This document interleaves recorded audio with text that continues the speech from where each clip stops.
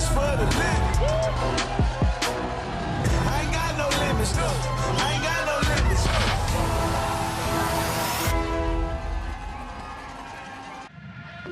Welcome to the party in paradise. We are back in the tropics of Cairns, Australia for the next stop at the Crankworx World Tour, which of course kicks off with the Rock Shocks downhill. I'm Rob Warner alongside Elliot Jackson, and Elliot, this forest has actually been here, this beautiful rainforest, since the dawn of time, and the track in it isn't far behind it. So long has it been here that we've both raced it. That's right. I mean, what, I was here in 14, 16, 17, you were here in 71, 72, 73. Yeah, all right. 96 for one of the two world championships. Okay. Luckily for everyone, though, neither of us are competing today. Some of the guys that are, though, that we should look out for. Let's start with the people's champion. Right. Impressive in Rotorua, Charlie McKay. Yeah, I mean, one of the things that makes downhill so amazing is there's no right way to ride a bike. And Chaz just embodies that, right? He certainly does. Yeah, that's right. I mean, 6 in Rotorua, and I think that, you know, him just sending it, just having fun, enjoying himself, I love seeing it. I love seeing it. You can see it. He expresses himself through the his ride. Exactly. Yeah. Ryan Gilchrist, a man we're seeing spending more and more time on a downhill bike and getting better and better on a downhill bike, right? Well, I mean, good grief. I mean, you want to contrast somebody to Chaz, is the most pro guy I've ever seen, and that is the story. Getting on a downhill bike in 11.99 in Whistler last year, getting 5th in Rotorua just a couple of months ago, right behind his teammate Richie Rude. Richie Rude goes over to Poland, first World Cup, gets 4th place, so that's the company that he's in. Pace. He is just flying. Reigning pump track world champion, EDR world champion. He brings some form, as does last year's winner, the fastest Sparky in Adelaide. It's going to be a high voltage run from Connor Fearman, right? I love it. No, I was talking to him at Red Bull Hardline Tasmania, and you know, he's coming back from an injury, broke his collarbone in 2023, won here last year, but you know, having that job and just not having the pressure, right? I think he really wants to beat Mick fair and square this year, so he is really hoping to back up that win from last year. Very, very different conditions, of course, and it was soaking wet last year. In the women, a different approach this year, I feel, for Geordie Scott. Yeah, I mean, we're used to seeing her in the dual slalom, had a really promising BMX career, big crash, transition to mountain biking, 2nd place in the Queen of Crankworx last year, and wants to go one better, so has really been focusing on her downhill skills, you know, done a bunch of big races in the US, 5 or 6 downhill races, so I'm really expecting big things from her today. Definitely can deliver, as can the current Australian national downhill champion, Shana Hearn. Yeah, I mean, 4-time Australian national downhill champ. Yeah, I mean, she does have so much form. I think that I kind of watch her and she has this perfect style, really strong, really perfect body position on the bike. Had a big crash, you know, and is really kind of focusing on what makes downhill racing fun. You know, doing some coaching, loving riding her bike, and qualifying first. Absolutely, and of course, we couldn't be in the Cairns downhill without talking about Tracy Hannah, Australia's most successful ever female downhiller. And today is going to be an incredibly emotional run for her. A couple of weeks ago, here the community lost Frank Falappi. He was president of the club here, a member for decades, and he took Tracy on her first ever mountain bike ride when she was just 11 years old. And today, she is going to drop in his race jersey he would have worn at Masters. So, yeah, we'll keep an eye on that. It's going to be an emotional day for everyone, but, you know, it's going to be a good day's racing, I think. Brianna McShane is with us as well. Brie, what you got? Who you got your eye on? Guys, I think you left a couple of big names off your list. I mean, Jackson Frew, how could you forget him? He came 0.3 of a second off that win in 2023. He is still chasing that elusive gold medal after a 3rd place last year. The second name you left off your list, Sam Blenkingsop. I mean, how can you forget Blenky? He's been racing professionally for 2 decades. He qualified 4th fastest. So I think he's going to give these young guys a run for their money. Martha Gill for the women's field. I mean, I don't know how you left out the reigning Queen of Crankworx. She came 3rd in the wet last year. We won't see her on the live feed, but I'm pretty sure we'll see her on the top of that hot seat, guys. All the way from Italy.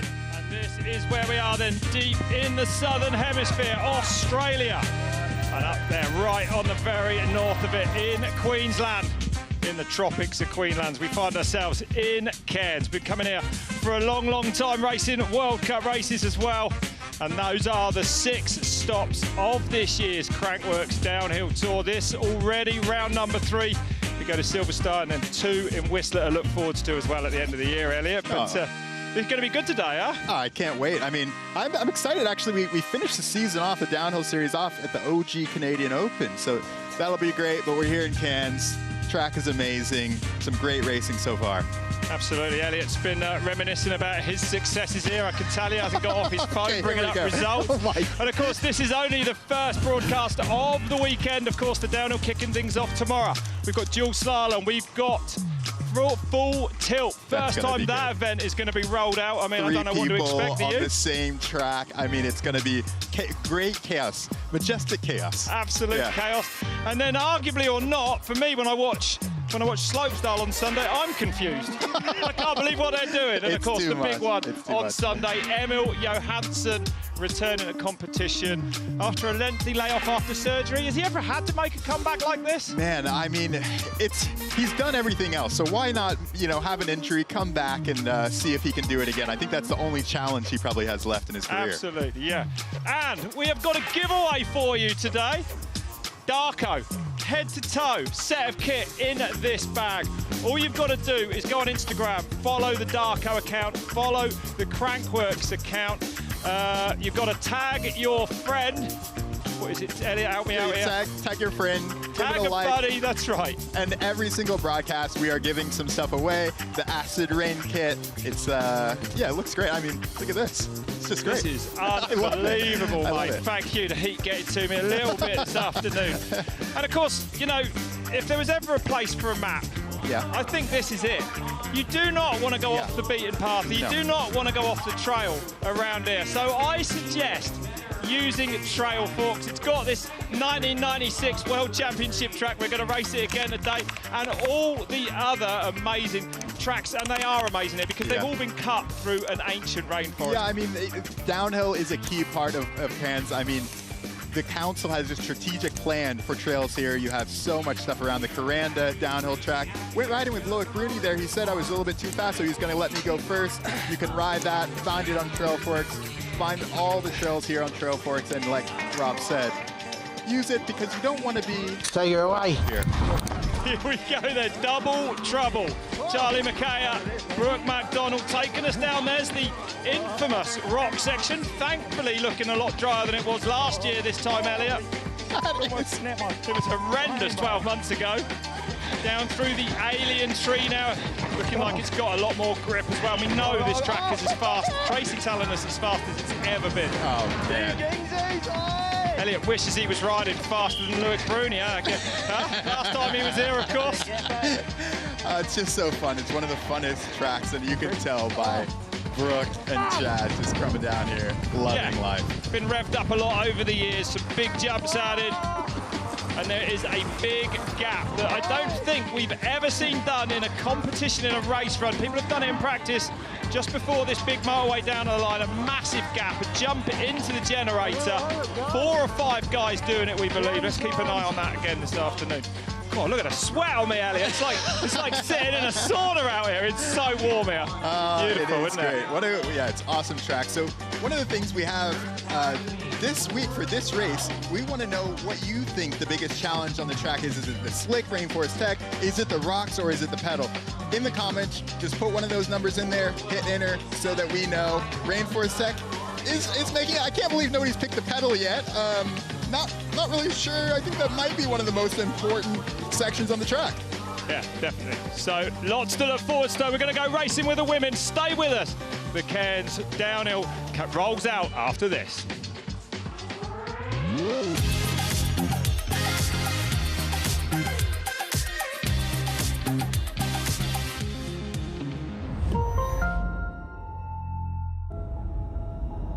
We all have our idea of what we want the sport to look like. Still have that childhood feeling every time I drop in. We are ready down here. Anytime? It's go time, man. It's gonna be insane. The best feeling ever. I'm ready to go. Anytime. Now available on Red Bull TV. They call him the Iron Giant. There's nothing like it in the world. Thousands of hard enduro riders travel to Erzberg to take him on. The goal, the same as always, finish the race. But only a handful will make it. That was mega! To the finish. It's never easy to win. Red Bull Erzberg Rodeo. Ready? Live on Red Bull TV.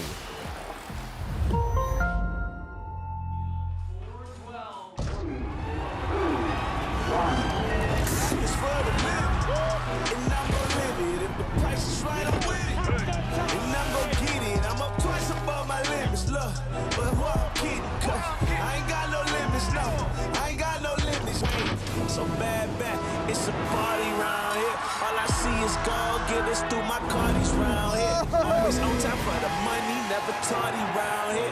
Now I'm on top and they love me, keep some shawties round here. And we go pop us some bubbly, cause we going high, yeah.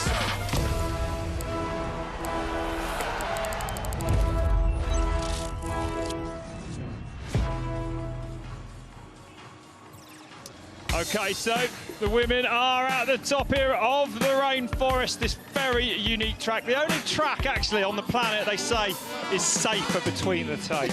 Yeah. Did you know what I found out yesterday? In that, right there, there's a spider that eats birds. No way. It's got a sticky web, Actually. and it catches birds and eats entire. Okay. Yeah, be careful up there, man. So great to see the fans out. We got the fastest 6 women about to drop here. Let's have a look at this start list then. Bella Schofield first to drop. Geordie Scott going for the overall title this year. Tracy Hannah, an emotional rundown for her, no doubt, this afternoon, wearing the jersey. And Shana Hearn will be the last woman to drop in then, the Australian national champion.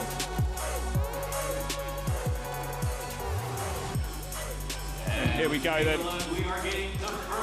Bella Schofield then, about to drop in from Wodonga, 18 years old.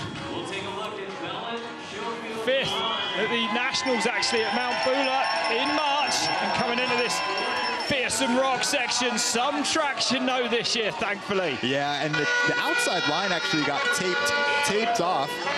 Bella spent a lot of time in Queenstown this year. He's had some really great results in the Victorian Downhill Series, but she is super used to riding this blown out track. This is that section, one of the fastest sections on the track. Really have to carry your speed. See Bella.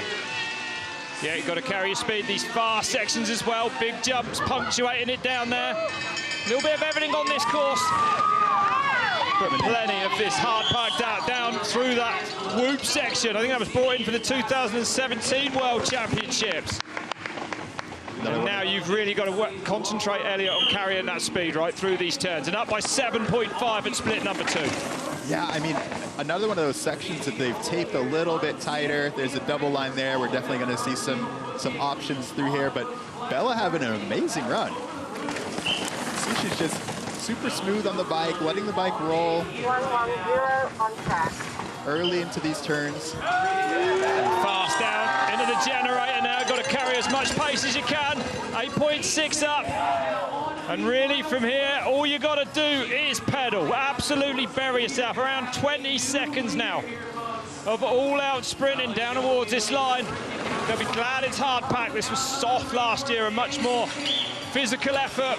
Oh, it's not going to be easy this time either. Still it goes. Bella Schofield then crosses the line and goes fastest. 6.13 up. It's a 4:06, the time to beat.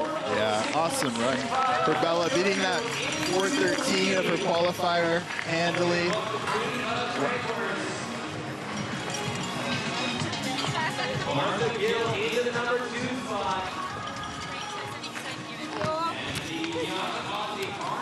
Martha Gilden, reigning Queen of Crankworx. Okay, Bree's going to have a word. Bella, you're just 18 years of age and you've just knocked off the Queen of Crankworx off the top spot. That must feel good. Yeah, really good. I had a crash yesterday, so kind of just wanted to stay on really, so can't complain. What happened yesterday? Where was the crash? In the rock garden. Just straight over the bars, but kept it clean today, so really good. Do you think you've done enough? Oh, the girls out here, they've been smashing it all week, so I'm happy with what I've done, and yeah. Well done. Thank you. Yeah, you heard her mention that actually, that cleaning up that sector 2 where she had a crash. So, good run for Bella. Said inside there. Whoa. You can see the roots are still, even though it's dry here, it's still slippery on the roots. I mean, once the bark kind of goes away, you have that little bit of layer of dust on them. You can't let your guard down, really. No, plenty of little room. I don't think there's many places you can rest on this track. You're working everywhere to try and keep the speed going. Cassie Voicey next to drop then from Engadine, 23 years old. Yeah, 4:13 in qualifying then. And she was 4th overall last year in the Queen of Crankworx series. Does a lot of pump track, had a big crash in Rotorua, so she wasn't able to complete the rest of the events there. I know that she'll really want to go for that overall, working on her downhill skills, taking that wide line there, safe. But again, I think for her, it is about the overall, right? You'll see her in the dual slalom, all of these other events, really a multi-discipline rider.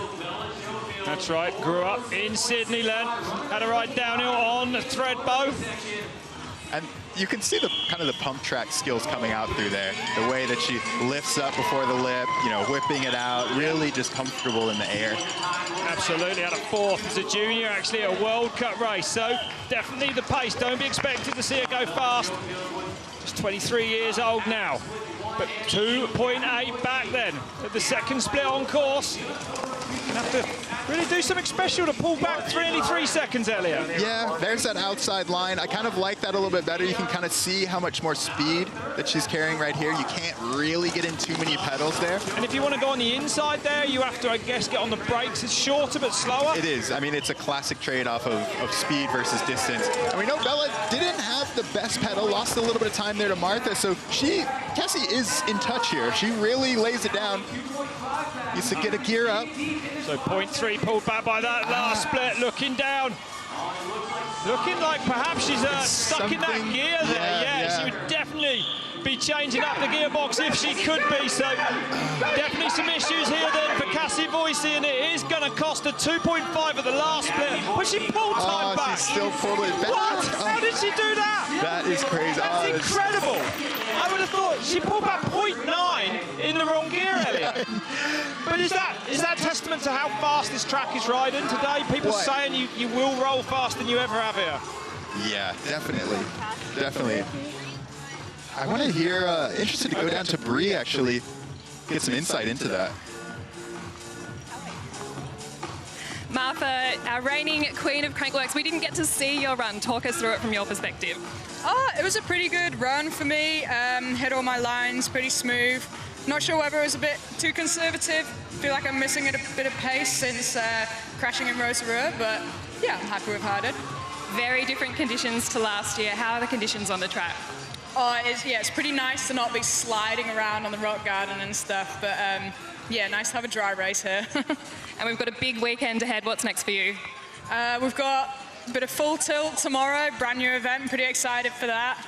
Thanks, Martha. Best of luck. Thank you. Here's Cassie coming into that rock garden. We've seen this line going up high, kind of doing a little enduro turn there. Really gets you set up because it's really difficult. If you don't come in straight, that rock garden is a nightmare. Yeah, trying to square it up, get off the brakes as quickly as you can into it, but a good run from Cassie Voicey, despite looking like she was stuck in the wrong gear at the bottom. Geordie Scott then, a rider who was on a BMX Olympic trajectory until a big crash in 2017 kind of changed what she wanted to do, and now we find her as one of the top mountain bikers. And coming into this nasty rock section now, didn't bother straightening up for it. Yeah. Straight through the middle though, Elliot. I like that inside line. We don't see that much. It squares off the, that last little bit, but it does give you a little bit easier line through the rock garden. That's right. Leading this year's Queen of Crankworx competition, so going to be wanting to pull those points in wherever she can. And we mentioned it in the pre-show, but this is what she's been working on. She just finished up her biology degree in university, so it's also the first year that she's really been able to concentrate completely on racing, really having to balance both of those, which has been awesome the last couple of years. So the American is up by 0.666. And maybe getting a little boggled in that left-hander there. Well, that's one of those lines that's been there for years. You could see that pole was right in the old rut. So Geordie tried to go outside to where she probably would have gone in years past, but I think the inside is kind of the main line this year. Those street routes, trying to carry as much speed as she can everywhere. Loses the back there, carrying good speed out there into this generator. Looking like she may have took a risk there. She needed to. Loses 0.05, so 5 thousandths there. Yeah, and that's one of those mistakes that actually probably speeds you up.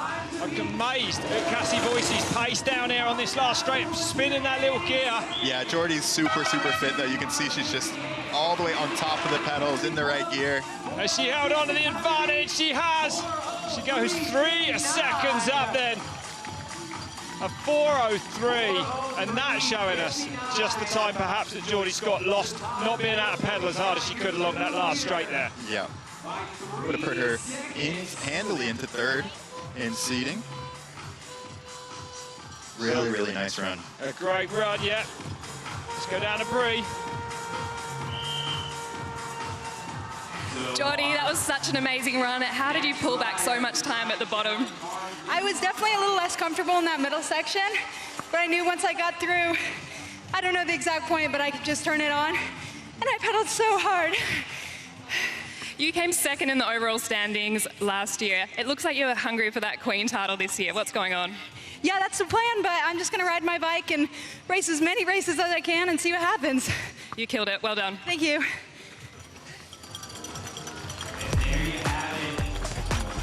I mean, I think when you have a rider that is as experienced as Jordy, you see stuff like this, right? Knowing which lines to take, knowing when to take risks, you know, getting it back a little bit, and then right at the bottom just is like, this is it. I'm gonna turn it on.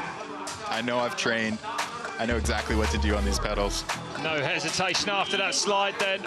Great run for Geordie Scott. She now leads that 4:03. 3:53, so still 10 seconds of track time left on this track at least. Sasha Mills on the Maxxis tyres, Misagi on the front. Yeah, and the tire choice here, you always running dries, and Sasha actually running really high tire pressure here. 26 and 30 is, you know, a couple pounds of pressure over. To get the rolling speed, you think? Yeah, I mean, yeah, but on stuff like this, it's a little bit sketchy, right? There's a lot of flat turns and things like that, but I mean, she knows what she's doing. 18, this is kind of her home race. She was overall elite winner in Australia this past year. 5th at Junior World Championships. I mean, she's had this incredible junior career at the World Cup level. 3 podiums across the 2 years. You say a 5th at the World Championships last year, not to be sniffed at there in Andorra. And now mixing it with the best elite riders on the planet then, and she's up by 7.1. That is absolutely massive. Yeah, you can just see the pace. Yeah. There's that inside line. I mean, I love the way that she's just, you know, knees are in exactly where she needs to, hitting her braking points, pedaling where she needs to, sneaking in a couple of things right there. Really, that's exactly how you need to ride that inside if you're going to go in there. Yep. The momentum, keeping the pace down here, linking these turns, being smooth, yeah, carrying good pace through that one as well. So into the generator now, tucking for this last jump before she gets on those pedals. 8.6 the advantage. It's a massive run then from Sasha Mills. We said there was 10 seconds left on this track. She might go quick, close to that quickest qualifier. She needs to keep going, but man, I mean, the exhaustion is kicking in. She has time to play with, but just finish off this run. This is an amazing run from Sasha. Absolutely burying herself then. 20 seconds of sprinting, a 7.6. She does go fast. It's 3:55, 2 seconds outside the fastest qualifying time of Shana Hearn. Well, new leader then, Sasha Mills.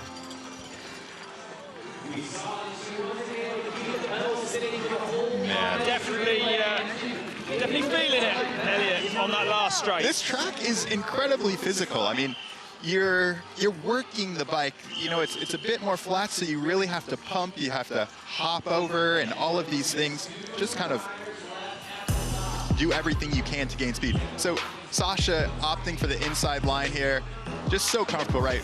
Back tire slides down right into that little V, exactly what she wanted to happen through there, and taking the main kind of middle line through here. One of the hardest rock gardens you'll see in the entire world, especially at race pace. This is that final section here. Actually, this is up at the top. Interested to see what Sasha has to say, Bree.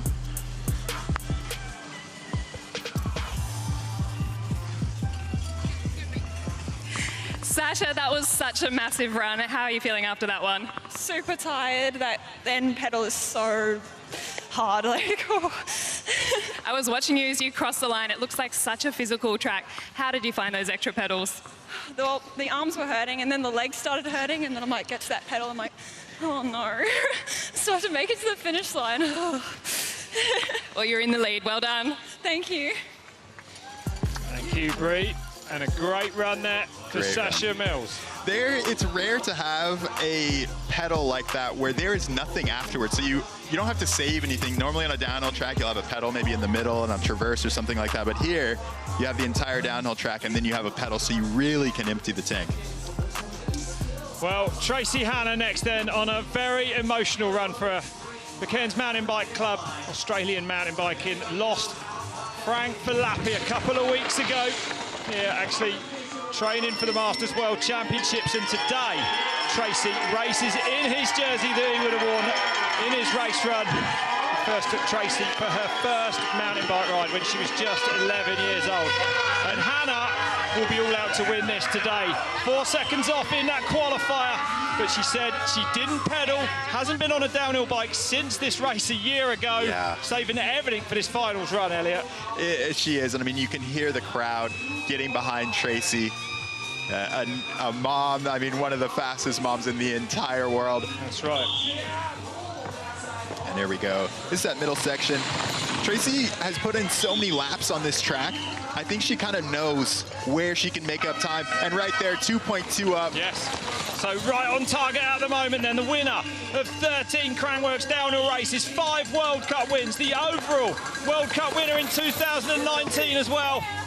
2.2 up, so Hannah now extended again, and as you said earlier, that's perfect. No one on that probably inside. knows how to ride this midsection and carry the speed better than Tracy. Well, you can see, right? You see her go right over by the side, missing a couple of bumps. That doesn't rob her speed. You can see her house from the start, actually, using the back there as well. So it's looking like vintage. Tracy Hannah, 2.5, extended again then to the last split on track, and now she will bury herself on this big pedal down to the line now. Come on, Tracy. And a year off the fitness might not be there like it was, but you know that the power still will be in those legs, and Tracy Hannah digging deep now. Not giving up all the way to the line. She's won here before. That's a great run of 3:51. 0.4, it is the fastest time of the weekend so far. It puts massive pressure now on Charlotte Hearn at the top. Tracy Hannah can be proud of that one. You can be extremely proud. Proud of that one for Frank Falapi as well. Such an amazing run to come out. Said she wasn't even planning on riding. No. Had a little bit of FOMO. It was last Sunday, last weekend, she decided, yeah, I'm going to do this. And of course, a very, very emotional time for her, the family, everyone here. Everyone in Cairns. Everyone in Cairns, yeah, that's right. Absolutely. So, well, good to see. Let's go over to Bree, who's going to get a word in then with little Trace. Tracy, that was such an incredible run, and it's not just any run today. You're wearing Frank Falapi's jersey. Tell us about today. Yeah, I mean, this race for me was a tribute run to Frank. He was influential in everything Cairns Club, and none of us would be here today without him, so this is for you, Falapi. And Frank was there for your very first mountain bike run when you were just 11 years old. How important is he to the whole community?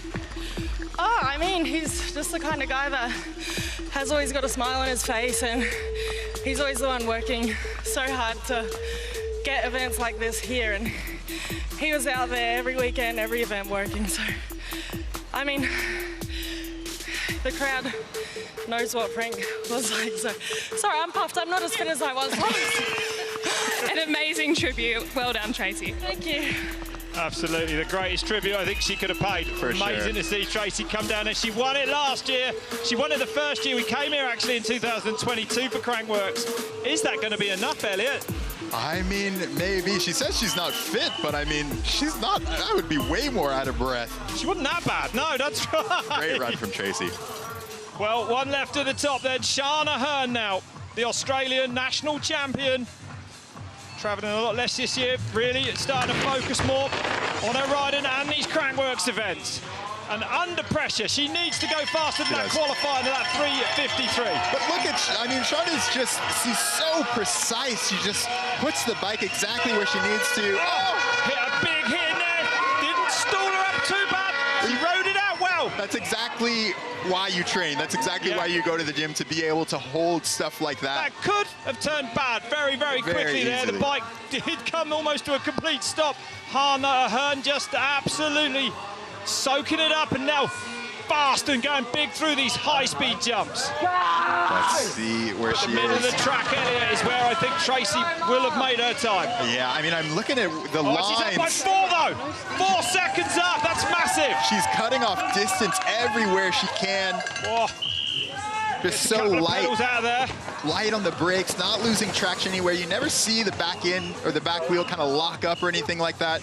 Taking that outside. Outside line, outside to outside, yeah. Carried great speed through there. And that speed will carry on all the way through it. There's nowhere really you can pedal. That's right. So rough and rooty is it. Coming onto the generator now, next last split then. What's it going to be for Shanahan? 4.2. So Tracy keeping her honest, absolutely honest in that midsection. But surely Ahern won't lose 4 seconds on this sprint in. Yeah, I mean, with how much she's been training, I mean, she's been on that World Cup circuit, riding for the YT mob. Just, this is a great run from Shauna Ahern. Here she comes in, Shanahan takes the win of the RockShox Cairns downhill by over 5 seconds. The Australian champion absolutely stamping her authority on this one. A massive run. Well, she can be pleased with that. Although it hurt a little bit, I would say. First Crankworx win, I'll take that. Well done, Sean. Well done.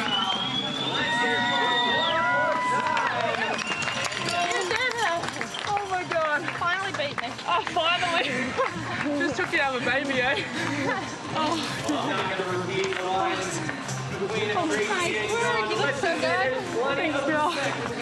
Oh my God. Well, great race. And doing nothing wrong. I mean, tearing.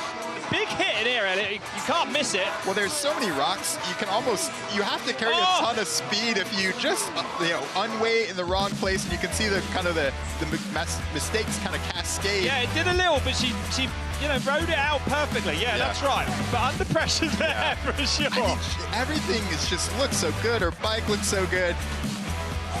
Making the joke that just took Tracy having a baby. I think Sean was due for a win.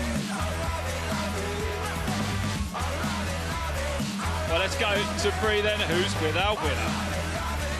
Sean, you have just won the Crankworx Cairns downhill, and you've just beat Tracy Hannah. I mean, what does that mean to you? Honestly, we've had the biggest rivals since I started racing, and I've never beaten her. I mean, it took her to have a baby for me to beat her, but I'll take what I can get, and I'm just stoked to have her around racing, and she's always been my biggest rival in Australia, and she definitely made me click up a gear today. You're not doing World Cups, your whole focus is Crankworx this year, and you've changed your whole perspective on riding, and you look like you're just having fun out there. What's going on for you?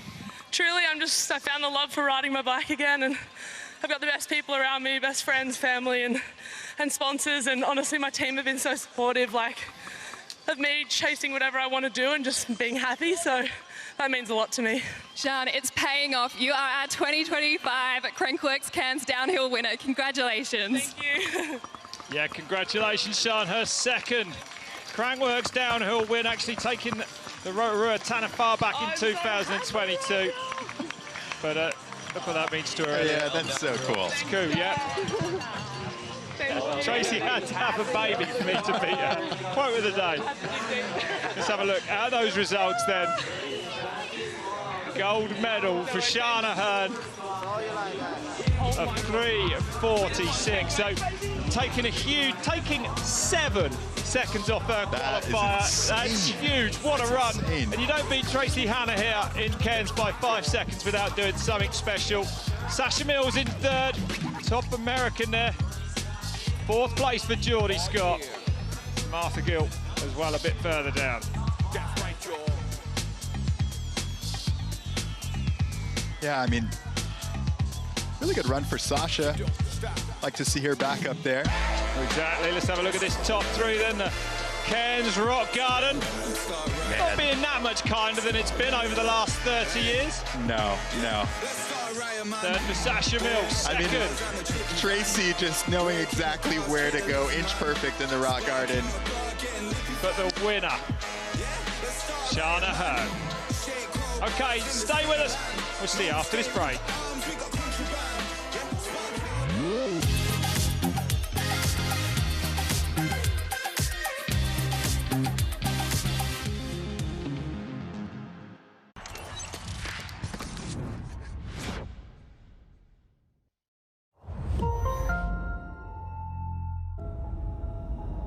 We all have our idea of what we want the sport to look like. Still have that childhood feeling every time I drop in. We are ready down here. Anytime? It's go time, man. It's gonna be insane. The best feeling ever. I'm ready to go. Anytime. Now available on Red Bull TV. They call him the Iron Giant. There's nothing like it in the world. Thousands of hard enduro riders travel to Erzberg to take him on. The goal, the same as always, finish the race. But only a handful will make it. That was mega! To the finish. It's never easy to win. Red Bull Erzberg Rodeo. Ready! Live on Red Bull TV.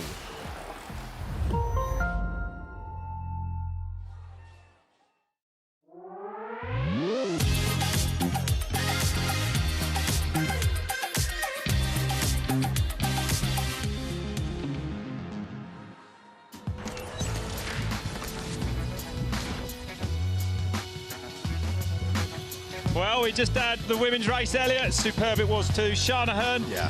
I mean, I suppose we shouldn't be surprised to see her take the win, but to put that much time into her qualified, I thought was really impressive, right? It was an Tracy insane run. Yeah, it was an insane run. It was insane. This is perfect. Like, she looked so good on the bike. And Tracy had an insane run. She had an insane run. Don't beat Tracy out of here, I tell you. She dusted off the bike in her garage.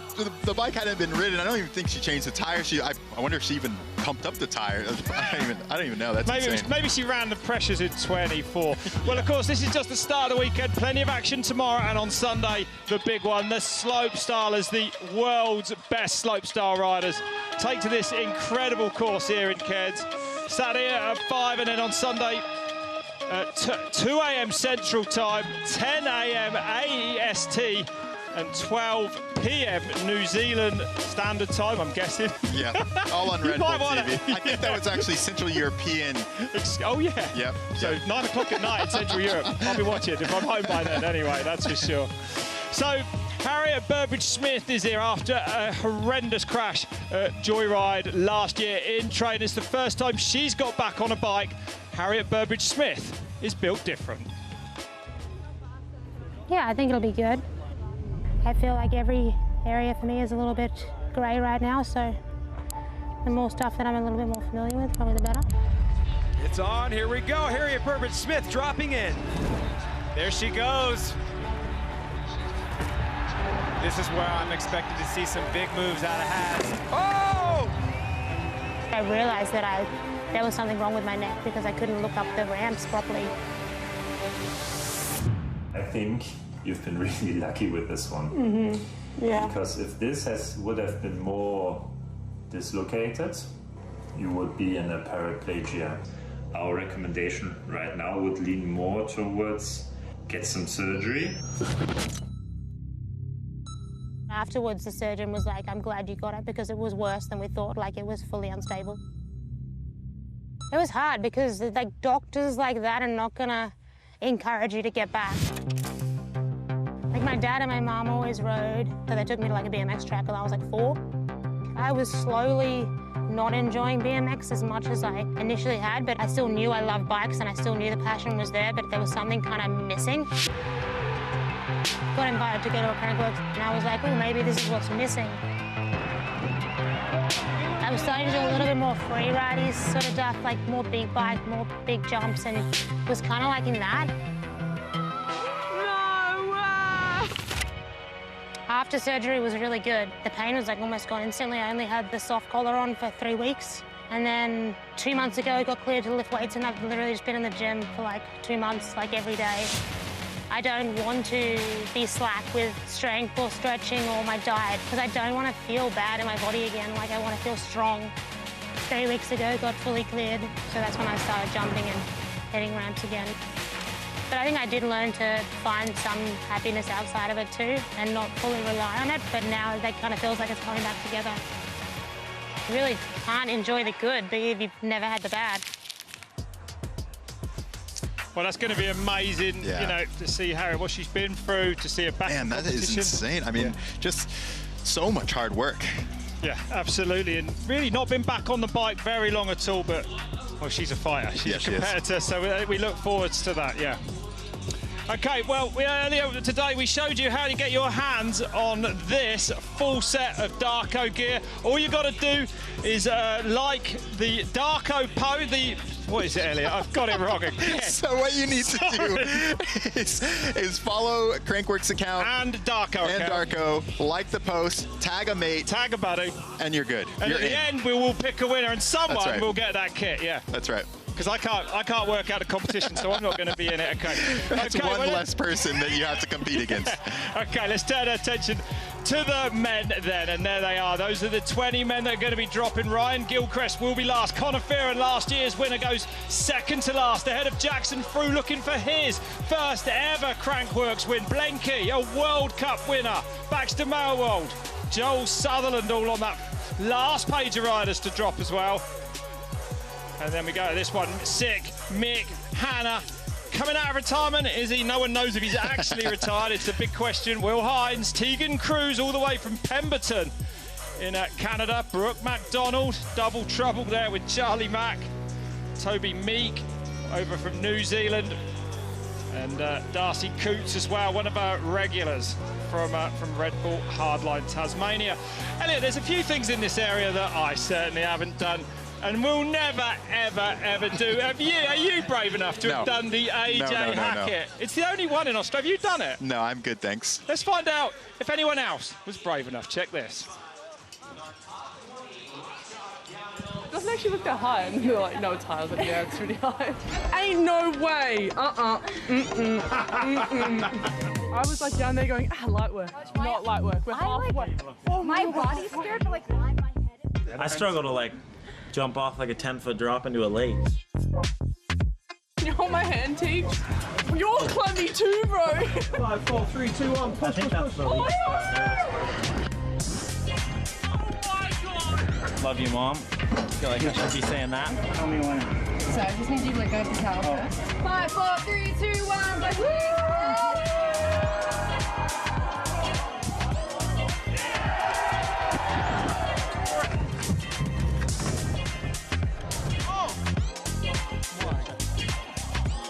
they told me to run as fast as I could and jump, so. There was a moment where I was hopping to the edge and I was like, I don't know if I want to do this. And then as soon as you jump, you love it. Well, no, never. Did you see Tegan get the dunk? And people were like running with joy towards what's going on. Forget it. Right, let's turn our attention back to today. The men are coming up. See you after this break.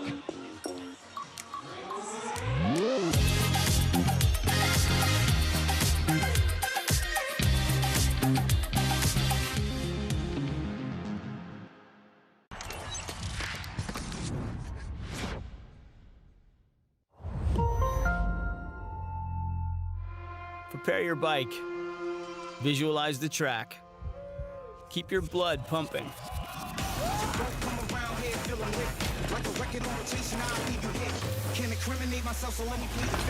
Every mistake is a new opportunity.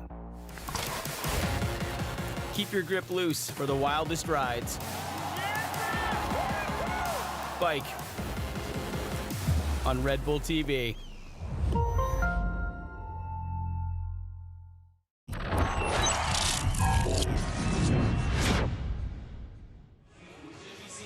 Okay, welcome back to Cairns then. It's the RockShox downhill and the men are about to take to the track. If you just joined us, I'm Rob Warner alongside Elliot Jackson. We just had an amazing women's race But now we've got 20, the top fastest 20 seeded riders from yesterday's run are going to be dropping into this amazing track that's been here since 1996 when it was first used in the World Championships. We came back here in 2017 as well for another Worlds. But yeah, there's a lot of track above that finish line up in the jungle there, up in the rainforest. Yeah, and I was kind of thinking about, like, what is it that makes this track kind of difficult? You know, you see the start list here, Louis Alba and Darcy Coots. The beginning of the track is just super, super difficult. I was laughing, actually, wrote down a quote from Mick Hanna. He's like, how's that retirement going? Not until you're ready, mate. Glad he's not ready. Connor Fearon, second. Ryan Gilchrist, our top qualifier. Can he pull off his win here today as well? Ryan Gilchrist getting quicker. Giles Button there on the money at the moment. Then the man sat in the hot seat. Believe me, it is hot. It's like hanging out in a sauna. Got a little bit of a beach. It's beautiful, yeah. Beautiful. Okay. So, Louis Albon, 18 years old then, dropping in and on track. Loose unit, privateer, has a bit of a group. CBTM could be the move. I love it. They call it 6 rogue operators living on loam and big air. And carrying some pace, 9th at the Aussie Nationals at Mount Bula in March. So we know he's got some pace, Elliot. Yeah, holding definitely. good lines there and getting some pedals in between these jumps. Oh, I like that. Yeah. I really, really like that. I mean, he's right on pace. You saw it, he's only 0.007 off from the top to the rock section. So very in touch then down through that whoop section. Course is going to level off a bit soon. You're going to start to focus really on carrying speed. Where's Louis Albon now then? Time clicks on. Yeah, and he was 2:41 there to his qualifier, so taking off. And he is up, despite him being late coming into the shot there, then up by nearly a second. Yeah, that left-hander could be key this afternoon, Elliot. No, I definitely agree. Taking off a little over a second from his qualifier. Nice there. You really have to use that. You really have to ride this track like a rhythm section. See Louis. Getting some good power pedal strokes in there. Might fire him down here as well. People will be gapping that, we believe.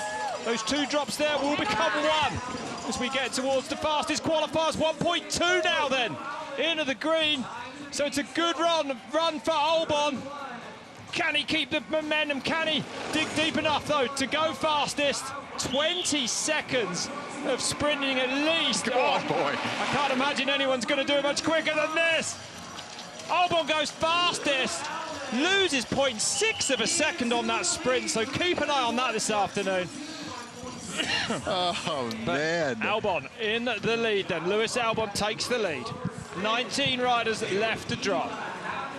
Could be the move. Let's see.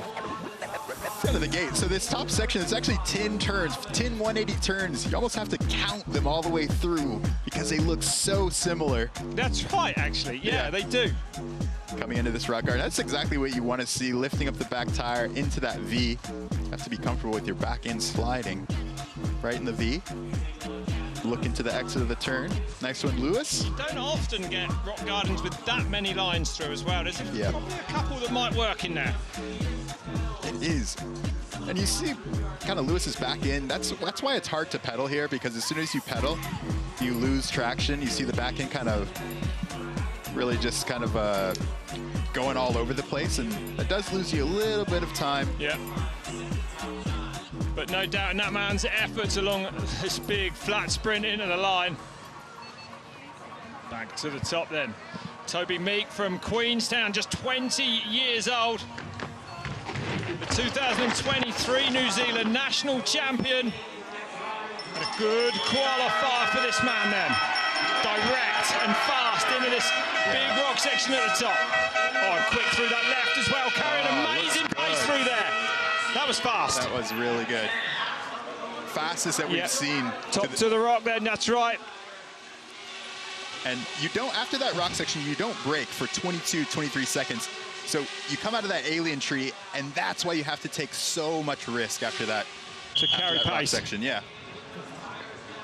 So Toby Meek His father actually building bikes for him when he lived in Hong Kong for a long time and actually built his kids' bike, Meat Boys, with the bikes. They've moved on to factory teams and since 2.7 up then. So it's a massive run from Toby Meek here. Yeah, he's just been so good for so long. Jumping the dream line in Queenstown at age 13. Inside there, like Elliot, on that sneaky inside. And he looks to carry good pace out of it. And it's so much shorter. Yeah, it is. And we saw Toby just kind of pumping through there instead of pedaling. Yeah, boy. Really like this, kind of getting into these turns early. Comes out of there a little bit crooked into the generator, but no problem for him. 2.2 then, losing half a second. Probably going to tuck over this jump and then just hammer the pedals now. Here we go. And you can see at the bottom, the gap coming down. His advantage, he's losing it to Albon. Look at that, it's counting down. Here we go, and he goes. 2.3 fastest then, 3:28. So Toby Meek lays down a good one. Still 10 seconds though outside that fastest qualifier, Ryan Gilchrist. 10 seconds, man, they're going to come down quicker than that. Hard to believe, huh? It is. I mean, it looks, you see runs like that, and this track is all about kind of like average speed. You have sections like this where you do, you know, it is gnarly, you have to take a lot of risk. Toby really coming through this rock section good. Finding that smooth line right in that V, just perfect. You can see that. That's how you ride the rock section. That is how you ride the rock section. Amazing stuff. And this is that fast section, like I was saying. I'm interested to see if anyone else takes that outside line. I don't know. Might not be able to get over there, but I don't know. Creative by Lewis. And this is that super important flat turn.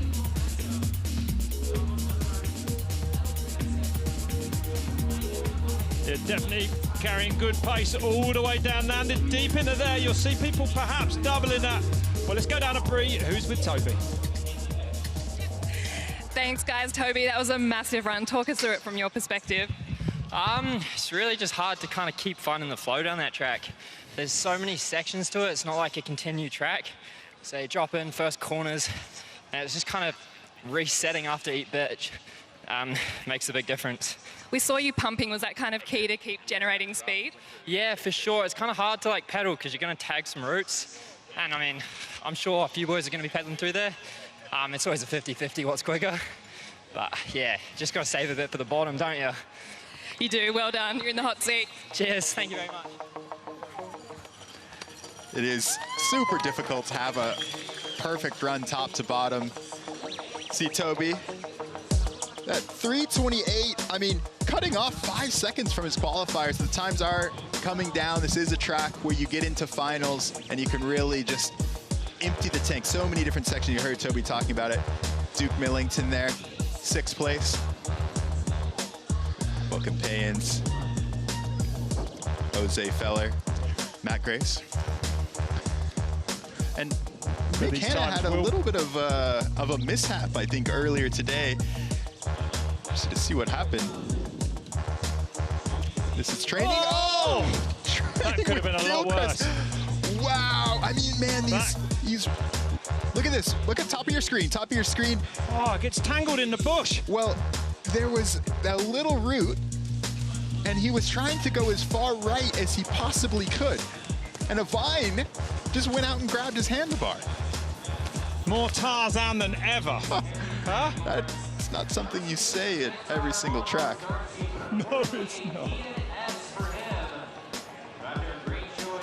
Ah, that's super, super cool. Downhill track in the range of the Cranda has been used by the Jabugai people for 1,000+ years as a walking trail. No way. That is Isn't super that cool. mad, huh? That I mean, I've heard that is the native people of the area. That is a super cool fact. Nice one, Brian Westlake. Thank you for that one. You were saying it's ancient, so it really is ancient. I can't tell you how ancient this place is, Elliot. Actually, and actually, I didn't believe you until just up the road, is 80 kilometres away, is another UNESCO World Heritage Site. You've got the Great Barrier Reef. Hang on, you've got the oldest living, current living rainforest. Okay, let's get to the fans here. Right. They said that the pedal. I think so. That's what I was saying. I mean, they maybe came around to what I was saying here. It would definitely be my biggest challenge. I don't mind all of it except the pedal to the line. Yeah, awful. yeah, totally. Absolutely awful. So, everyone ready? Another rider about to drop then. Jed Stanton next to come. 19. Just 19 years old. Riding for that Raw Racing team. Huge crash in Rotorua. Just getting back on the bike. Big shoulder injury, so he's just trying to get his strength back. Have a race under his belt. Let's see what he can do. 1.5 back at the first split. So in touch though, but I don't know. It's going to take something special to pull that back really on a track like this today. For sure, and I mean it's a super physical track. It's one of those tracks that it's nice to come back from injury on because there's not a lot of big compressions and things like that. But on the other hand, it's a nightmare because it is super, super physical. Yeah, very physical. No getting away from that. 1.5 at split number 1, loses a bit more now. 3.4 into the red then. So this going away from Jed at the moment. Running wide there as well. Going to get a few pedals again. That inside. More riders using that inside than I would have thought. That is true. I could have been wrong. Outside just looks so nice out there. It's easy, but is it fast? That's true. It's comfortable. That is very true. Yeah, we mentioned that there is a couple of riders that are jumping from the top there all the way to the rocks. See if we see that. Nice run by Jed, though. Yeah, he's not going to threaten the fastest time at the moment.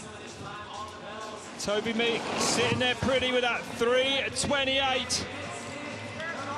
But just to put that into some perspective, the fastest qualifier Ryan Gilchrist did at 3:18. It's a 3:32 for Jed Stan, and then in the 4th place for him. Makes up a little bit of time on the pedal. Takes a second off his qualifier, so he'll be happy with this. Got down. Good. Yeah, boy. Good run.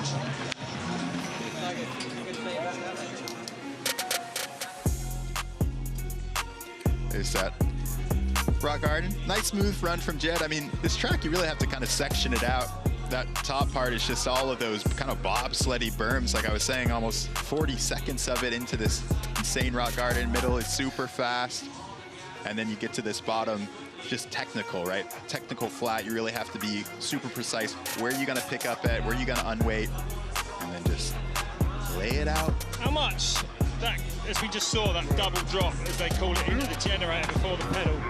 If you can double from one lip to the next, what's that got to be? It looks like it could be worth at least a couple of seconds to me.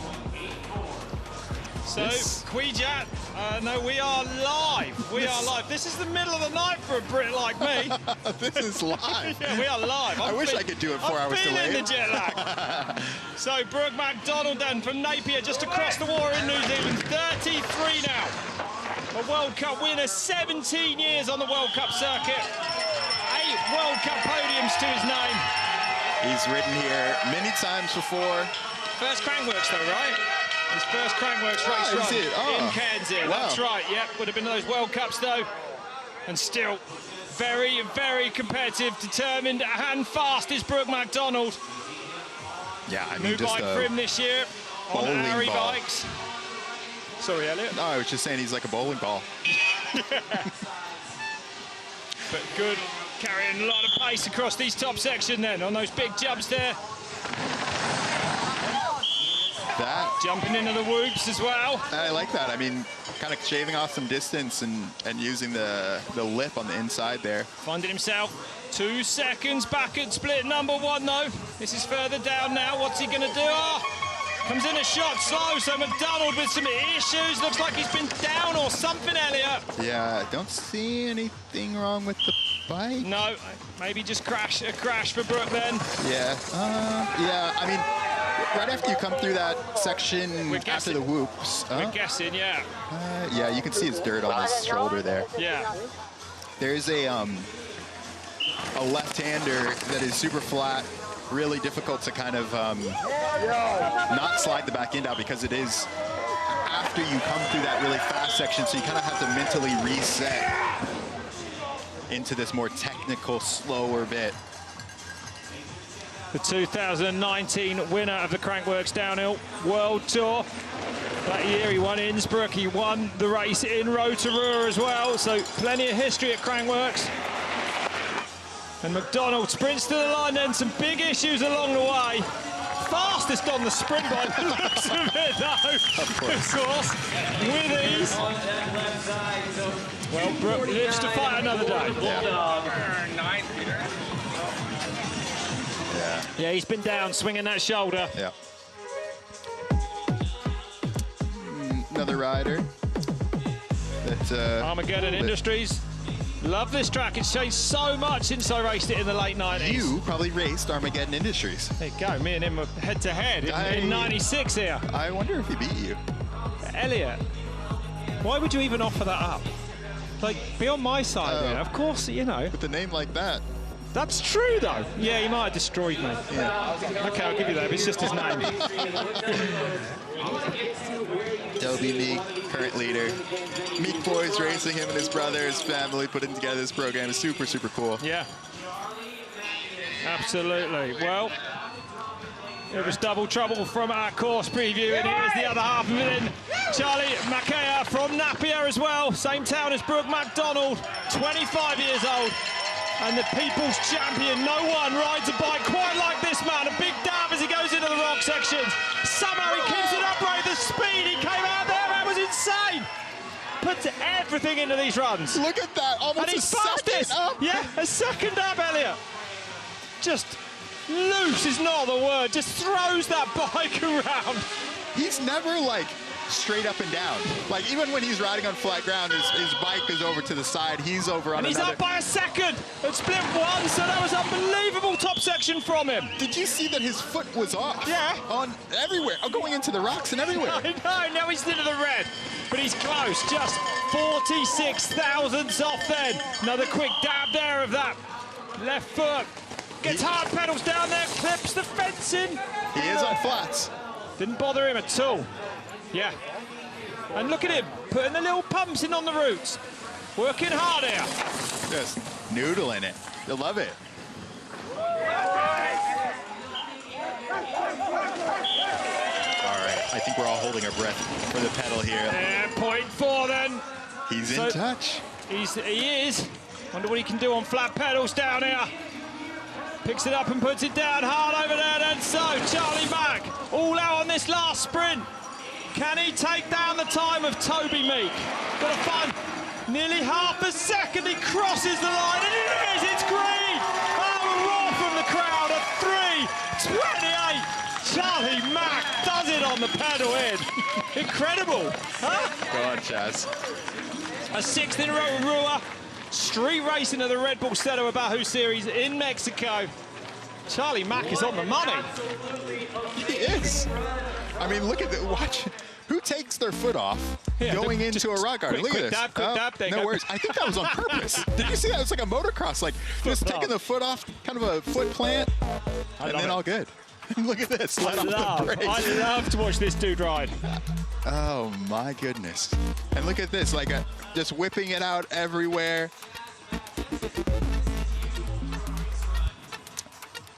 That's awesome.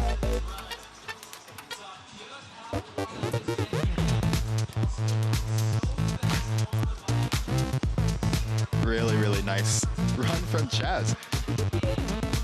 Like I said, I mean, you can ride a downhill bike like however you want. Okay, well, let's go down to Breeze. She's with him. I am here with the people's champion, Chaz. What a run. Talk us through that from your perspective.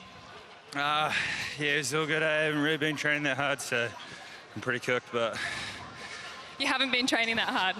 Nah, and didn't get any runs this morning because my wheel blew up, so thanks Lockie's brother, Sterling, for lending me one. You managed to pull it back down the bottom. What were you doing down there? Nothing too crazy, just keeping it on, eh? Yeah. Well done, you're in the hot seat. Congratulations. Cheers. Well done, Charlie Mack. No one else can rock a pair of sunglasses like that. Look at him. He's exhausted, staggering out of the finish area. He's like, stop talking to me. Let me go sit down. He needs to collapse. Let him sit down.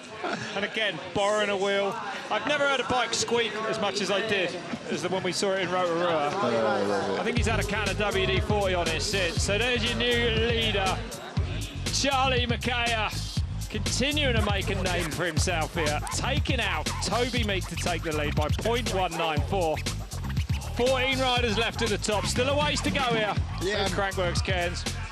I'm really noticing like everyone is taking off around a second, 2 seconds from their qualifier, and I think to get into this podium range, you're going to have to take off a little bit more time than that to beat somebody, to contend with somebody like Ryan Gilchrist. Yeah. Yeah.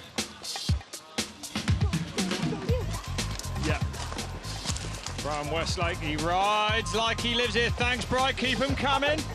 He actually lives in New Zealand, but he rides like that wherever he is. Yeah, he does. It doesn't matter. He was on the streets of Guanajuato riding like that. He was, yeah. That was quite an eye opener. Oh, yeah. To see him riding like that in an urban environment, that was wild. Man, it's almost, it's such a jungle, you can barely even walk down this track on the side. I wouldn't walk down the side of it. Really? There's no way would I. It's like, you know what's in there. What is in there? Drop bears. Have you heard about them? No. They drop out of the trees, land on you, And it's then over. what? They just maul your face. And Really? Yeah, they just suffocate you or something. I feel like I think I might have just made this up. But they do talk about them here. He's a lot. Jimmy, it does look like Chaz was just like, should I ride today or not? Should I? Might have been a last-minute decision. I don't know. But it's true. It's a nice beach here, chilling out. Kansas just hard to get yourself motivated to ride when it's so much nice stuff to do here. Okay, Tegan Cruz then from Pemberton in Canada. Just 19 years old then, Tegan Cruz. Staying with Jackson Frew. Tegan, on that Norco team director, Greg Menard. Nice entry into the rocks. Yes, he did, didn't he? Any big holes in there either. Yeah, really nice. He carried great speed out and rewarded by being 2.5 up. That's insane. That is amazing. 2.5 up in the top section of this track. So Cruz, far from cruising here this afternoon. That was insane pace. How's he taken 2.5 out of everyone? There's 10 or so switchbacks above that rock section, which are difficult to ride, Elliot. And there's only that first split would have put him in the top 3 in qualifying. So he is on the pace, 6 seconds up at the next split. Oh my goodness me! Well, this is massive then. 4 for the moment in the King of Crankworx, Jace. He's going to take some massive points towards that, carrying good pace across there as well. This is great from Tegan Cruz. Look at the speed, Elliot. Yeah, he is. The momentum. Seamless so far. He's born the same year that Crankworx was founded, grew up racing these events. Big hit out of there on the generator. Remember, we will see riders jump that, I think, later today. 6.3, then extending again.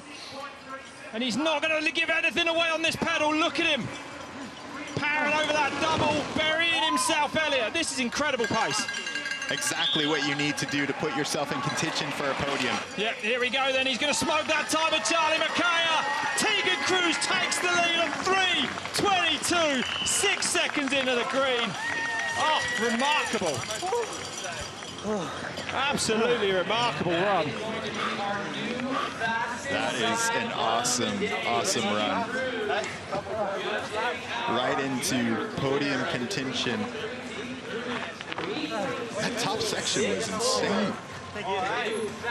Interested to see what he did. I mean, I think like you're saying, you come into here and it's really all about the exit.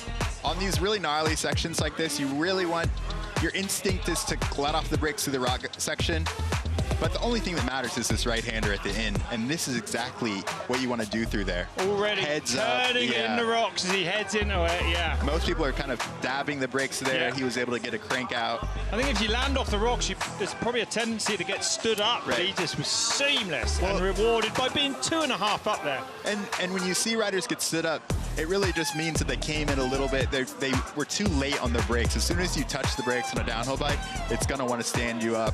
It makes the suspension stiffer, right? So that it's going to stand you up. Unsettles everything. Yep. Yeah, that's right. Upsets the balance of the bike. But Chaz actually did beat him on the pedal. Wow. I think everyone's going to be pumped to hear that Chaz never trains. He's beat them all on the pedal. Okay, Will Hines next then. Spends a lot of time overseas racing the World Cup Series. And hits that big hole in there, but carried good speed out. That was risky. And he's up by 2, sorry, well, he's close to Cruz there. Look at that. Well, no, 2.5 off, excuse me. Back. I mean, Cruz in a class of his own there, excuse me, my mistake. Yeah, Cruz absolutely nail it. Honestly, when you look at that, Tegan Cruz is going to be hard to beat this afternoon. Definitely. No doubt about it. You know, we normally see him on the Enduro bike, 3rd at the Enduro World Cup in 2023. Yeah. Rides these really wide handlebars. 4.9 back now then, so he won't be turning that around, I would say. No chance with that run from Cruz. And you know, you can kind of see like visually the difference, this average speed that Tegan took kind of everywhere. It's just so hard on this track because there's nothing to turn off of. Yeah, that's right. And Tegan Cruz's time, that run we just saw, still, will you believe? 4, there's that gap! There's the gap into the generator, it's absolutely huge!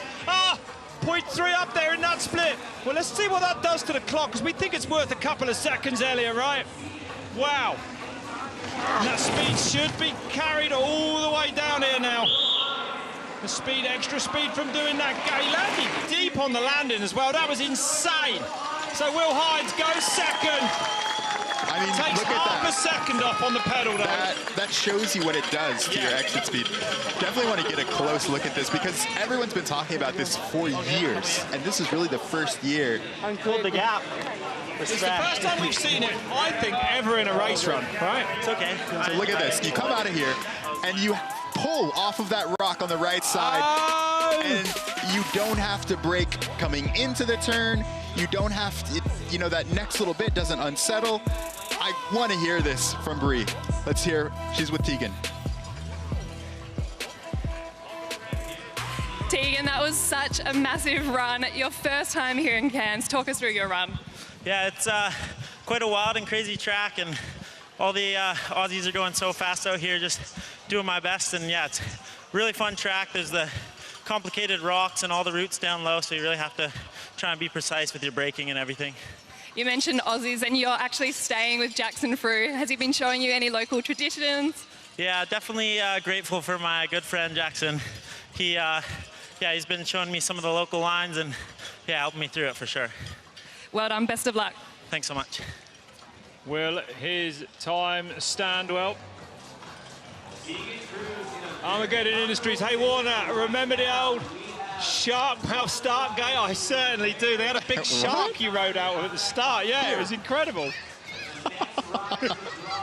Oh, the good old days. The good old days, mate, yeah. Oh, that's your dude. That's my dude. That's my dude. That's my man. Mick Hanna then.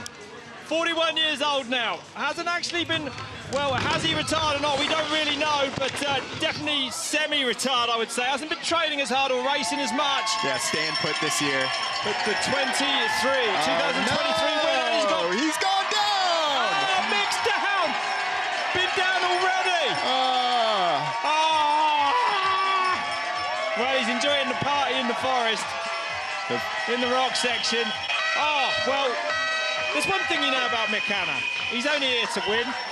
He would have pushed as hard as he could at the top, but if he's gone down last year, he crashed out in the rock section, actually in the wet. Well, he qualified 11th, but he made a big mistake, so he still has the pace. And you know what's funny is actually, I think this is probably going to motivate him actually for I wonder if we'll see him next year because of this. He'll be back. Yeah. Well, amazing to see Mick. A World Cup winner. Very nearly now 20 years ago, I hate to say. Well, yeah, in Vigo, 2006. If you watch that race, this bike is so small. His handlebars are probably 700 or something like that. They're insane. Yeah, it was like that.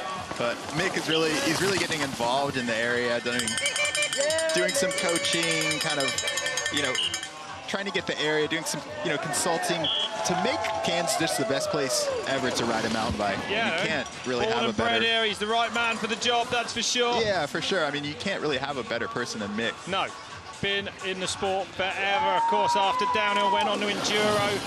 2-time silver medalist at the Downhill World Championships. Actually, 0.3 off. I know. Oh my goodness. To me, it's a travesty. I'd love to see Mick as world champion, but that is racing. Big reception for him here in the finish. Sick. Mick Hanna does another one at Smithfield. The tribute to Frank. Yeah.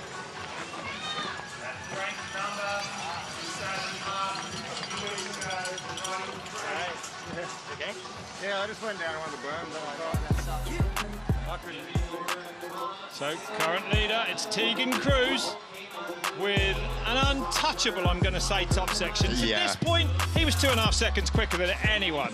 That is actually insane. When you heard him say that, it's a flat track, but like you said, there's so much precise braking because there's so little traction here. As soon as you touch the brakes, it wants to lock up the back wheel, lock up the front wheel, and you can't have that happen because it just robs your speed. Will Hines with that massive leap and the generator. First person we've seen, first person to do it on a broadcast. Yeah, I mean, we heard about it done in practice, but as far as I know, I think last year it still had never been done in a race run, as far as I know, but we might be wrong, but that's definitely the first time I've ever had eyes on it. I was amazed at how deep he landed past that second knuckle, which is solid rock. For sure, we've had the best riders in the world here, and like I said, every year people talk about it. You're going to do it? Is it possible? So to see it finally kind of being pulled out shows you the progression of the sport. Yeah, absolutely.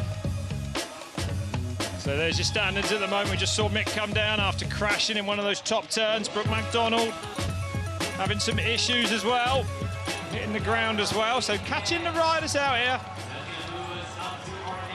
Like this post, Rob. Like this post to get the giveaway, okay? That's right. Tag your mate, and at the end of the race, we're going to give away a full head-to-toe set of Darko gear. If I've confused you with the rules so far, I apologise. But it's there for the taking. Follow Crankworx, follow Darko. On Instagram. Like and comment. Like the giveaway post, tag your mate, and we will pick a winner at the end of the race. We just nailed that. That's true. Third time lucky, Elliot. Okay. Bingo. Right, 10 riders left to go here then. RockShox Cairns downhill, building nicely towards this final. Tegan Cruz leading with an exceptional run, I would say. And now 10 riders that can try and take him down. James McDermott from Hamilton, 21 years old. And James had a really good bottom, but I'm looking for him to clean up the top. So if he can get a good time up here, he's definitely in the mix. 3:27 in quali for him, rattling through the rock section. Well, look good through there, but he's 2.6 off. But remember, most riders, everyone is 2.5 seconds off Tegan Cruz there. So that's still good enough for second place. Yeah, definitely. I mean, took off some time. You see that kind of low line right there off to the side of the lip, really carrying good speed. So James, I think, is really good in these middle and bottom sections, pulling back time and qualifying. Letting it roll there wherever they can. Yep. So 2.6 it was. Now it's 3.4. So losing nearly 0.8 of a second between splits number 1 and 2. Yeah, but riding pretty good down here. I mean, only losing 0.7 to Tegan. There's just something up there. There's that outside. I don't know. No, it's so hard to tell, and the fact that riders are choosing both lines means it's so hard to tell, right? The outside line, you're going to carry more. There's that gap! Oh my God, it's terrifying, it's huge! We saw Jackson through, actually... 1.2, I mean, I'm going to claim that outside, but also just, I think that that gap is probably at least a second, maybe 2. I agree. I think it's got to be at least a second. And Jackson through, we saw him in the finish area just after he'd done it in practice. He was shaking head to toe. It's so big, it doesn't look it there, but it's absolutely massive. 2.2 into the red in the end then, so McDermott fighting back, a good run. Good enough to put him in a second place, 2.2 back only by the end then. Yeah, I mean, if it wasn't for this little top section, I mean, James, really good run. Rock garden, it's just a nightmare. So difficult. I mean, Tegan just nailed it. You can see how James kind of came out of there a little bit later. Tegan was able to make his turn at the beginning of that right-hander. And just perfect. Went a little bit lower than we saw Will, not using that lip on the right-hand side, but that is just, oh, it's just so much faster, but it's absolutely terrifying. It is, yep. A big pull, an even faster, bigger run out. You'll be glad of that speed, though, onto that finish straight. Okay, 9 riders left to go here at RockShox, downhill Cairns. And the next rider to drop is Cooper Downey from Lilydale, 24 years old. This man, a great qualifier for him then inside the top 10. Jumps over there into his rock section. Oh, fast into there, quick around that left-hander. And risking it all through there, that was fast. What's he done? He's only 0.9 off. So that's a solid second place. He's about 1.5 quicker than anyone else except Tegan Cruz there this afternoon. Yeah, he was good there in practice. 6 to the first split in qualifying. What's happened? Losing the drone. Oh, man. Cooper. The drone has died. Cooper didn't get that right-hand exit, so I don't, lost a little bit of time on the exit, but less than a second off, then a split number 1. Oh, and you're right, Elliot has lost time, 1.3. So further into the red now. And taking some big hits under braking there. And Cooper founding the Joyride Alliance. Really cool kind of mountain biking club, doing a lot of riding, helping a lot of kids, a lot of coaching. Really cool to see. And riding with absolute determination down here, though. Mistakes. Small mistakes are going to punish you, aren't they, on here, Elliot, yeah, right? Definitely. On the clock, massively. Yeah, they are. The loss of momentum as much as anything, 1.6. Oh, he would have been on a great run here then. Yeah, he's fighting back, though, still. He is. There's time to be made up. I mean, yeah.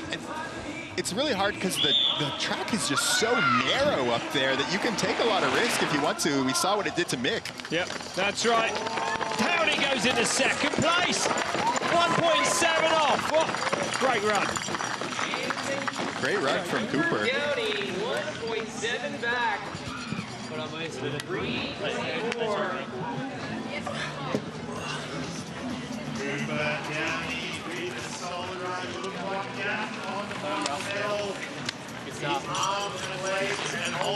Yeah, Cooper having a good run at middle section.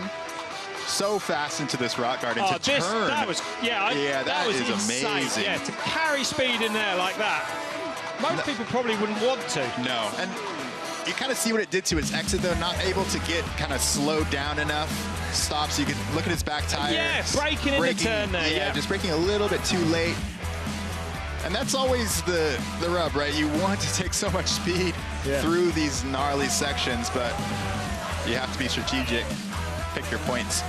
The pressure on downhill, of course. Every second you're on the bike on a race run is to go faster. Yeah, go faster. Everything tells you to brake later, and actually, very often that goes totally against a good time. Yeah. It does. That holding on for that split second longer, you blow the turn. It's so difficult to get it right, especially with only one run. Jackson Conley, the next man to drop then.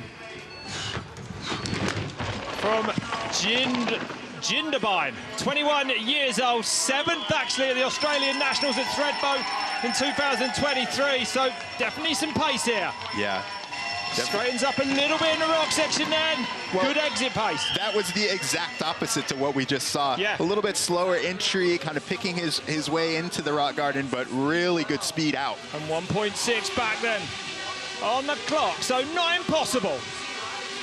Jackson, 4-time Australian national champ in the juniors. He was actually super good on the pedal, only losing 0.1 on the pedal to Ryan Gilchrist, so expect him to get a little bit better right at the bottom.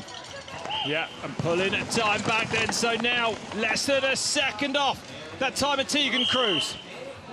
Nice. Decent through there, big gear coming out if you want to be ultra picky with it. Yeah. But he did carry good pace. Yeah, definitely. And smooth here, Elliot, linking these turns, look, not getting caught up on anything. Yeah. You don't see him locking up the brakes. I feel smooth is the key on this one. Is. Oh, goes for the gap, lands deep, it's almost a hole, they landed inside, and now it's green by nearly a second for Jackson Connolly then. Unbelievable. Oh, so the gap does work. The gap works. I'm expecting him to pull even more time on this pedal. Here we go, Jackson Connolly, current leader. Tegan Cruz under real pressure here. What's it gonna be? Connolly goes fastest. 3:21, 1.4 into the green. Oh, extraordinary run. To come back from 1.6 back at the top. That shows how much time there is on this track. For sure, for sure. Still a lot of time on this track. Well, it shows you what a smooth run can do. I mean, we've seen people take a lot of risk in the rock garden, but Jackson just perfect on the brakes, looking to the exit of the turn, getting that rut right at the beginning of that right-hander, not even having to take a crank out of there. And just shaving off so much distance. Look how low he goes in that berm. And then the gap. Oh, well, the gap is massive. Breeze there to speak to him.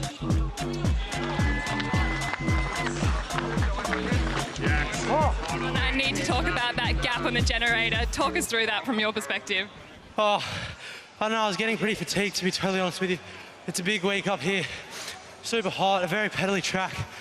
So yeah, I was getting a bit gassed and a bit sketchy of a pull, so. Oh. Sorry. You managed to pull it back well down. You're in the hot seat. Thank you.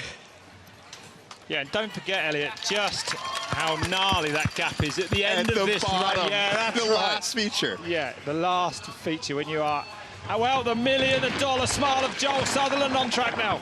Hometown here in Cairns, 23 years old, the dentist. What can he, let's see him get his teeth into this. That was incredible.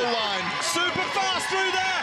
And super fast on the exit and up on the clock then by 0.64. Ah, incredible stuff. Joel Sutherland second here last year. Can he go one better in 25? This is his world championship. Yes, Look at that. These are so many little local lines coming out here. Knows this track like the back of his hand. The friends and family here gets a couple of ET pedals in the air there as well. But that's right. No one's going to know these tracks better than the riders that actually live here, that's for sure. And now 0.4, so loses just 0.23, nearly quarter of a second. Oh, and carefully into that. Nicely on the brakes. Didn't overcook it, carried decent speed out, I think. Yeah, he did, and you know, he didn't have the best pedal in his qualifier. Let's see if he was holding back. Yeah. There's that Mick line. I mean, he's lucky that Mick cleared out the vines there. It's true. Yeah, absolutely true. 0.4 then doesn't go for the gap across the generator. Oh, and that's going to put him under pressure, especially as now he's nearly a second into the red. Then 0.7 back now for Joel Sutherland. Burying himself on it. I think he's going to be doing well to pull that back, considering he didn't have the extra pace from the gap into this, Elliot. So Sutherland across the line, he goes second, 1.1 into the red. A good run. But yeah, perhaps that gap is going to play its part. I think to win it, you've got to do it. I think so too. Yeah, that's how it seems. It just is so much. It forces you to come into that left-hander so fast, and it just gives you so much of a boost all the way down that section. But this line, I mean, this has been here for years, right? It's terrifying because you have to come off the diving board. There's a tiny little downside, but he just landed it perfect, shaves off so much distance. And again, getting this outside, getting on the ground, looking to the exit, exactly what you want to do through there. That was a shift so he could get ready for this next section after that, but that's what I mean. You're breaking into it because you have to shave off speed, or else you would have to gap it. So you have to brake coming in, get the wheels on the ground.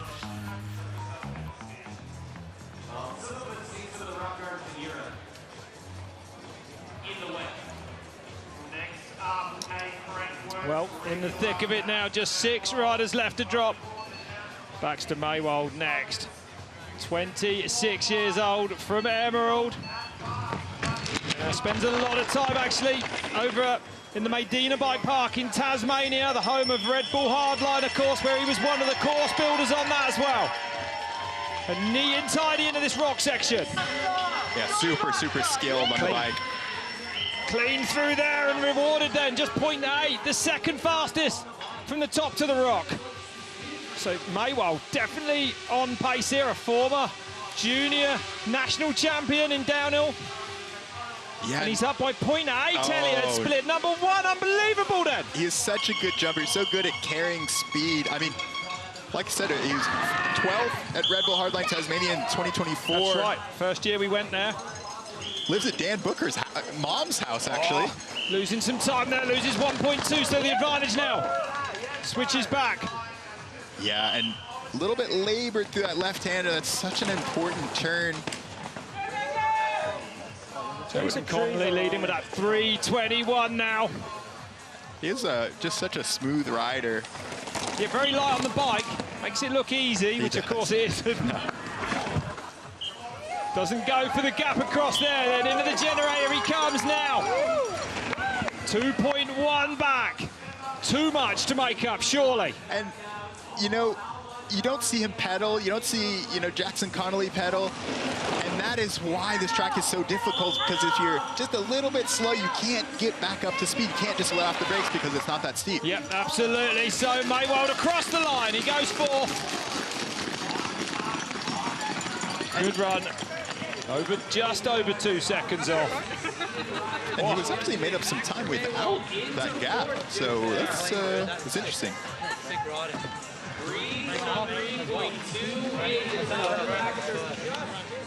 Into the top 5 qualifiers now. Wait, sad that the Crankworx Downhill Series isn't coming to Silverstar. It is coming to Silverstar. It is. We are gonna be there. Yeah, definitely. There it is. Confirmed. Big arrow. Go there. I raced a World Cup there in about 2009. No, you did not. I did. I went there. I went there in 2009. That was my first year on downhill bike. Then it was before that. It might have been 1999. But I've raced at Silverstar. Okay. There's bears everywhere. Okay, There's bears everywhere. Home of Bass Van Steenbergen. I got a story about a bear, and they trapped one. Oh. And we let it out. Oh. Anyway, let's not talk about that now. That's one for afterwards. Okay. We'll have the atmosphere cooking in. 5 riders only now left at the top. We know the gap is almost certainly going to need to be done if you want to win this afternoon. The riders at the top know that as well. The pressure is on at the bottom of an exhausting race run. It's a big move, Elliot. It is a big move. You are exhausted there, actually, as well. Yeah, you are. It's so physical, this track. Albon rounding out the top 10. 10 seconds. Covering that top 10 at the moment. And this is your current leader then. Jackson Connolly. Putting one together, right? Yeah. Plenty. I mean, not only is the pole hard, but like the landing is hard. It's actually just terrifying to, it's so easy to like blow a hand or something. Connolly is happy with that.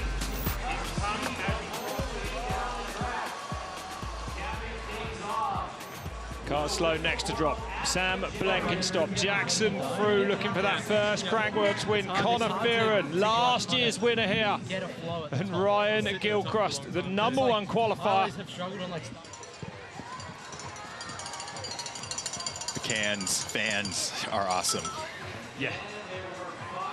It is epic, Armageddon, thank you. It is epic. I love it. I love that he's there. He for sure beat you. That'll be the next thing that pops. Goodness. I'm just going to put it out there. Armageddon, did you beat me at the 1996 Downhill World Championships? Be honest. This is not a place for bragging. This needs to be legit, but we'll give it you if you did. I'll give you the nod, mate, all right? So there they are, Sloan, Blenky, Frew, Fearon, Gilchrist. Elliot's more excited about the other news that may appear on screen over the next few moments. Armageddon's keyboard has just caught fire as he feverishly tries to find the results from 2 decades ago here. And there it is, the ancient rainforest. Fun fact, this part of the world is the only place in the world where 2 UNESCO World Heritage Sites collide. Okay. The Daintree Forest actually collides somehow, or is, I think collide might not be the right word. Yeah. Fuck. Bree set you straight. It's no, not it's 80 here. kilometres north of here. Okay. And it's right there with the Great Barrier Reef, the other UNESCO World Heritage Site. Yeah. I know my stuff here, Elliot. You just got to let me breathe, man. Don't put the pressure on me by laughing. I'm trying to get some good facts out to the viewers. The people at home want this. I think you... They're more interested in the local area than they are the race sometimes. Right, but not at the moment, because there's only 5 left at the top. Crankworx Cairns downhill is definitely coming to life, and Carter Sloan is the next man. Look where he's from, the gap. I mean, what's that going to tell you? He's 18 years old. And from where he's from, he's going to have to send the big one at the bottom here. So, 3:24 for Carter Sloan.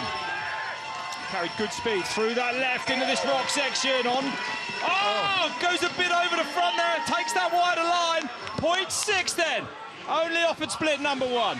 Yeah, he actually did his first full World Cup season last year as a junior, 16th at the Polish World Cup. Another rider riding for that raw. There's that line. I like that line. 7th at the Oz Nationals this year as well. Inside the top 10 for him. And one of the only riders we've seen make up time in Sector 3. So the one after this, right after we hit this split, let's see what he does. Oh, goes red, 0.5. But takes some time back in the middle there then. 0.14, so the deficit coming down. Half a second, Elliot, that's not impossible. That's not impossible. But it's going to take something pretty immaculate on the inside there. Really Set up nice. wide up over the base of that tree, though. And again here, clever riding, just pushing where he needs to, not hitting anything, trying to generate speed by pumping where he can. And he goes for the gap out of the turn. Amazing that run was from beautiful, Carter. he was still turning. 1 second back now, though. He will have extra pace on this finish straight, but surely not a second's worth. Well, he was even in qualifying with Ryan Gilchrist. He's got the power. Surely not to find a second then. Is Jackson Connolly's time under threat? Here he comes, Sloan across the line, he goes second. Just over a second into the red. Great run then from Carter Sloan. See that new setup in the front, those forks. Extra reservoir right at the top. Nice run from Carter.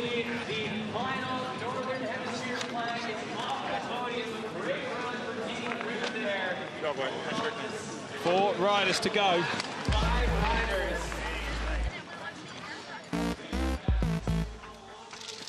Here's that rock garden.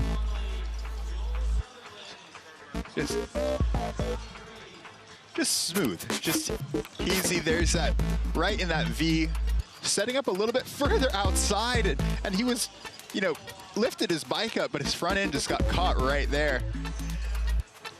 And there's this low line, so gets set up, sets up to the right, gets back left, and then goes around. Yeah! But he did he over jumped that one right before that just a little bit, and then that just using the tree to gain speed there. Yeah. That was awesome. Yeah, it was a lovely, beautiful run. It was. Working hard here as well, look. Just pushing and pulling where he needs to. Yeah, you really just want to lift up over all of that stuff. That's just such a hard landing. There's nothing you can really do about it.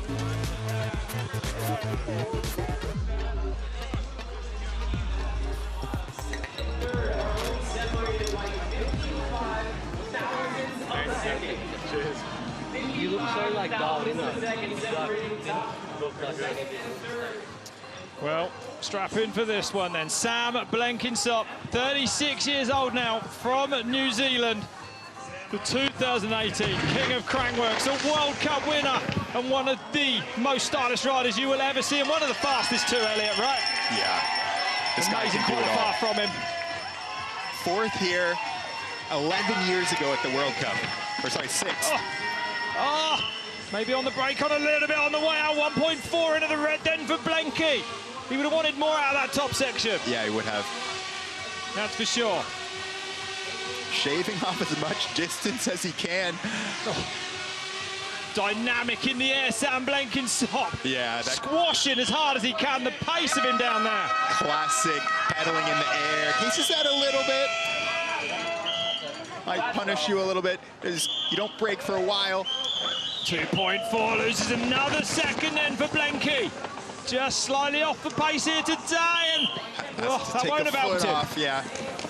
It's so hard. It's so off camber there, and there's nothing to turn on. Third in this year's King of Crankworx competition. Cejudo, of course, not here, so going to be a good weekend for him as far as that goes. Yeah, boy. But carrying the pace, goes for that massive gap, keeps the front up, lands wide. Blenky sends it. I love it. Of course he does. Oh my goodness me! So impressive, so late into a race run as well. But 3.5 on the clock then. The wrong side of that time. Yeah. Of Jackson Connolly. He's so strong. Yeah, Blenky is, but not strong enough to find that back. Does take over a second now, Jackson on the pedal. Watch out for that on the later riders. But he goes into 6th place. On that 0 ride this year, IXS.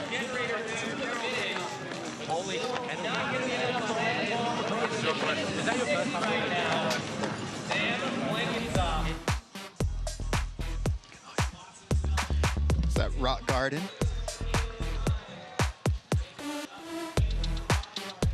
You know, Sam has this riding style that is just super, super smooth.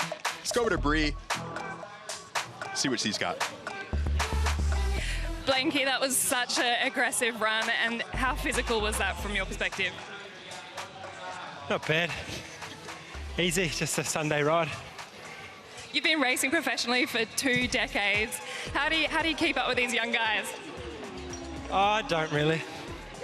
I just struggle and just have fun on my bike, really. That's all I care about. Well, you are sitting 2nd in the downhill standings and the overall King standings. What else is on for the rest of the weekend? How did I end up now? I don't even know. Out the bum. 6th place. Not good. Yeah, so terrible. Still some points on the board. Want more. All good. Thank you, guys. Thanks, Blenky. I love it. Always, you can age the rider, but you can't take the competitive spirit out of them. You absolutely can't, no.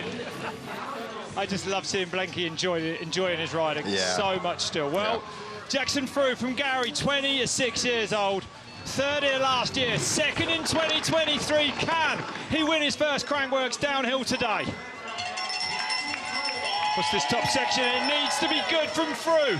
Nice. And he was fast into there, hopped the bike, lined up as he wanted it. Carries good speed out as well. Yeah, only person we've kind of and he's seen. up on 1.4, it's massive then at that first split. That, and you could just see, look at the way that he moves the back end using those kind of clips. Is able to put the bike where he wants it. I mean, he's a big guy. He rides a little bit smaller of a bike, I would say, than a lot of the riders do, which might help him on a tight track like this. Yeah, he's making it work, that's for sure. Incredible then. Already sent the gap in his last practice run, so we know that's coming as well. 3.3 up then 3.4, excuse me. This is a huge run from Jackson Frew. Gilchrist is under so much pressure at the top. Definitely. I mean, you have to be comfortable about letting both wheels slide around that turn, exactly like Jackson is right now. Had a bronze as a junior at the World Championships. All right, he's mentally preparing for this He's getting ready. Look at it. Here he go. Picks it up. Perfect across there as well. So Jackson Frew surely going to go fast. It's 2 point down now. Loses half a second in that third sector on this track. But all he's got to do now is bury himself on this pedal. So Connolly leading, but he's not going to be for much longer. Last little bit of track then. Is it going to be good enough? Jackson Frew takes the lead at 17.9, 3.2 up.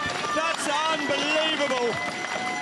And he goes faster, actually, than Ryan Gilchrist's qualifier at 3:18.6. Tumbling for the first time a day. That was a huge run. He's 3.2 faster than anyone. Massive run from Frew. That might be the winning run. I mean, you can see the subtle head shake. So what I want you to watch for is look how he picks his back end up and puts it right here. Yeah. Exactly where he needs to, pumping and gaining speed into the rock garden. And you know, I was looking, he's got his bars like rolled back. Like, look how low that kind of front end is. Yep. Really interesting bike setup. Okay, well, let's see if he's got his breath back, Bree. Jackson, that was such an unbelievable run, and you're breathless. Tell us about that from your end. That was hard. It felt good. I don't think it was perfect. And I do think I left a little bit of time out there, but we'll see how we go. I think I got a plan together and I executed pretty well. So pretty happy, but I can't be confident with those two guys at the top. So we'll see how we go. You said you left time out there. Where is there time to be made up on that course? With how fast this track is at the moment, it's just tiny little mistakes are costing you a 10th here, 1,000th here, and that sort of stuff. So a lot of stuff like that might just add up to too much, but we'll see. Well done, best of luck. Thank you. Well, what we do know is it's going to take, I think, something very special now from Ryan Gilchrist to beat that. The #1 qualifier, the only man now left at the top, the reigning king of Crankworx. Ryan Gilchrist actually was racing in an EWS race in Poland on Sunday, flew back here for this. Qualified first. Is our Connor Fearon next, excuse me, I missed one out. Connor Fearon, last year's winner. Excuse me. And Connor was first at every split in qualifying. That's insane, is that right? Except for the pedal. A little bit of a mistake and on there. those flat pedals, he wanted to be cleaner into there, I think. Yeah, another little mistake in but that he's in touch, exit. Elliot. Less than half a second off. Okay, he needs to relax. He needs to take a breath, get settled back in. That's not the rock garden that he wanted. Nope, but he is another mistake. Yeah. Just having to get the brakes a little bit there. Well, that's going to hurt him on the clock to brake on such a high-speed section for sure. So some mistakes, Fearon. Last year's winner, yeah, really pushing on, but the mistakes maybe come a little bit. This next split time is going to tell us a lot more. There's the pace there, and the mistakes don't matter. You have to be perfect on this track. You have to push. I think so as well. I think long time coming in. Yeah, he must have crashed. Passed. Oh, well, he was going for it. Those mistakes perhaps making him push even harder. It's so hard, right? Wow. Like, you make a mistake and you know you have to do it, but that was what Jackson was saying. I mean, you lose a 10th there, you know you've lost a 10th, you know you've lost a 100th, you try to make it back up, but this track is just really difficult to push like that on. Well, Connor Fearon then, somewhere on the hillside there. I mean, we've seen Connor do amazing things here in the past. Yes, we have. Amazing World Cup results. I mean, a win here last year. Hopefully he's all good. And now there is only one rider left at the top.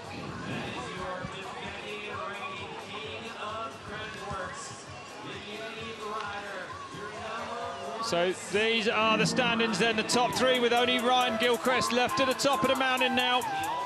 Connor Fearon's bid not working out, third place. Yeah, and there's Jackson Connell, sorry, that's Carter Sloan. Yeah, third at the moment for Carter Sloan. You got Jackson through that inside. That's so hard to get that turn at the bottom.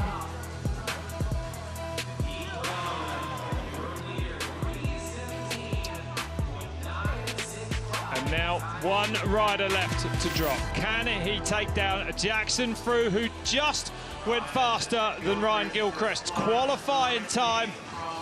What has Gilly got left in the tank? He's going to need everything. Everything. Frew looked to me to be perfect. He, with the trajectory that he has been on this downhill bike, I mean, he's been training with Richie Rude. We saw what he could do against, you know, some just international incredible competition, Crankworx World Tour. And Gilchrist, you know, so you know at home, focuses on the EWS enduro side of things. The single crown fork. Got on the downhill bike for the first time last year. Was it in the 1199? The second time was at Rotorua Crankworx this year. Said it was, he already felt better on it, and then here again, third time, spent a little bit more time on it. It's time to find out what he can do. He needs to make up 0.7 of his qualifier. Yes, the reigning king of Crankworx then, 23 years old. 5th overall in the EDR World Championship at the moment. On that big bike, fast into this rock section. Just smooth. Gilchrist clean through there. But back by 0.34 then.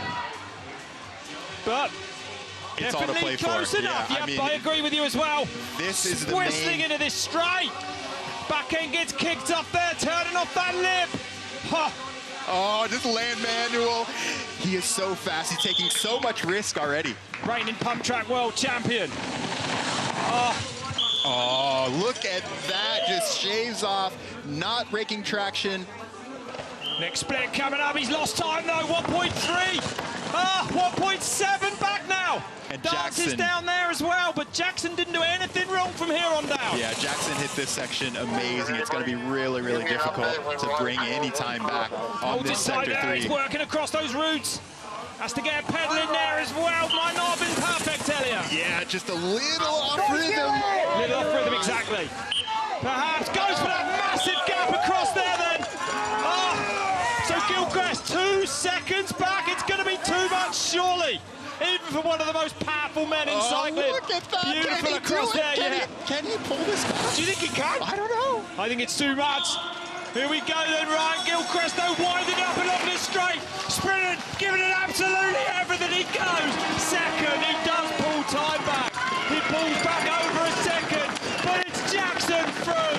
The Rings wins the RockShox Downhill Cairns. His first Crankworx downhill win. Been a long time coming. Yeah, baby. Amazing to see, though. What a run he delivered today. Yeah, that was an amazing run. Gilchrist congratulating him. Good job, man. That's impressive result.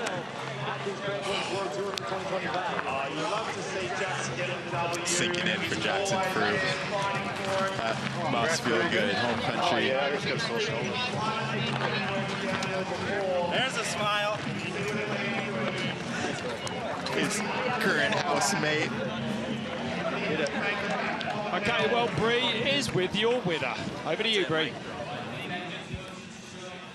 Jackson, 0.3 of a second off the win in 2023, third last year. Finally, you've got that downhill gold medal. What does this mean to you? Oh, that means everything. That's, yeah, I put everything into that run and took some risks that I didn't really want to have to, especially in practice, pulling that last jump. And when I saw 1.7 or so, whatever it was, the last split on Gilly, I was like, oh, I really hope that's enough, but I don't know if that's enough cushion. But man, fair play to him. He's, yeah, I'm speechless, to be honest. That was incredible. We saw you shaking after practice earlier today, after doing that generator gap. Talk us through the decision to do that. Well, to be honest, it was Ryan was standing there and we were kind of talking it back and forth, and I really didn't want to do it. It looked too gnarly for me, and Ryan was sort of umming and ahhing as well, and I was like, well, man, he smoked me yesterday. I'm going to have to do something special, and maybe this is it. And then we saw on the stream he did it anyway, so just that level up that it made me take might have been all it was. Jackson, you have done something special. Ladies and gentlemen, our 2025 Crankworx downhill winner.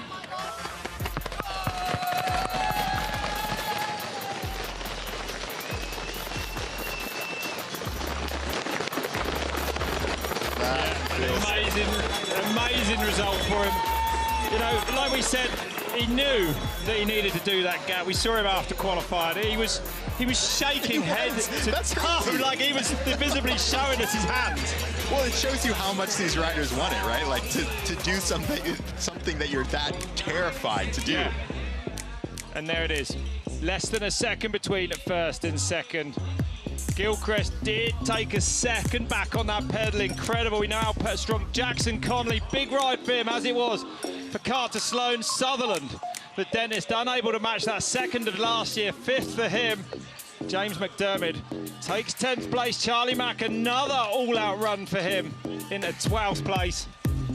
Yeah, we had some really great runs today. I mean, Cooper Downley, Will Hines. I mean, they're in good company. I mean, those times are really nice. And Jackson Connolly with his with that podium, he'll be super stoked. Yeah, definitely, absolutely, yep. Okay, well, stay with us then. We just had a great race. We're going to be having a quick look back at it after this break. Stay with us then. We'll see you after this.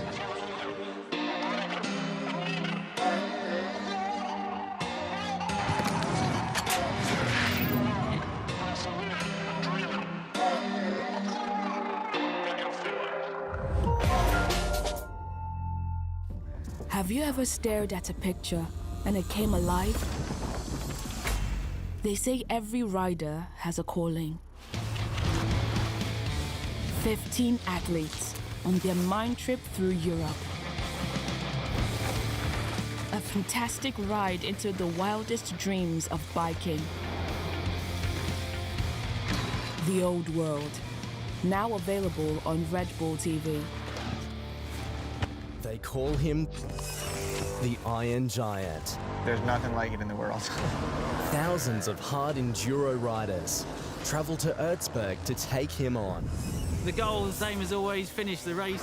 But only a handful will make it. That was mega! To the finish. It's never easy to win. Red Bull Erzberg Rodeo. Ready! Live on Red Bull TV. Red Bull Hardline. Sickest event in mountain biking. Oh my goodness me! A two-stop, invite-only race series. Progressive and challenging. Oh! What? Mad. Anything but average. Red Bull Hardline. Live on Red Bull TV. Look at the time from Stevie Smith. He takes his first ever World Cup win. The making of a legend. Stevie Smith, aka the Chainsaw. He was a bit unpredictable, he was creative, he was wild. He did have a great life, full of giggles and laughs and adrenaline. The untold story of a true champion. Long live Chainsaw. Now available on Red Bull TV. Really awesomely fun.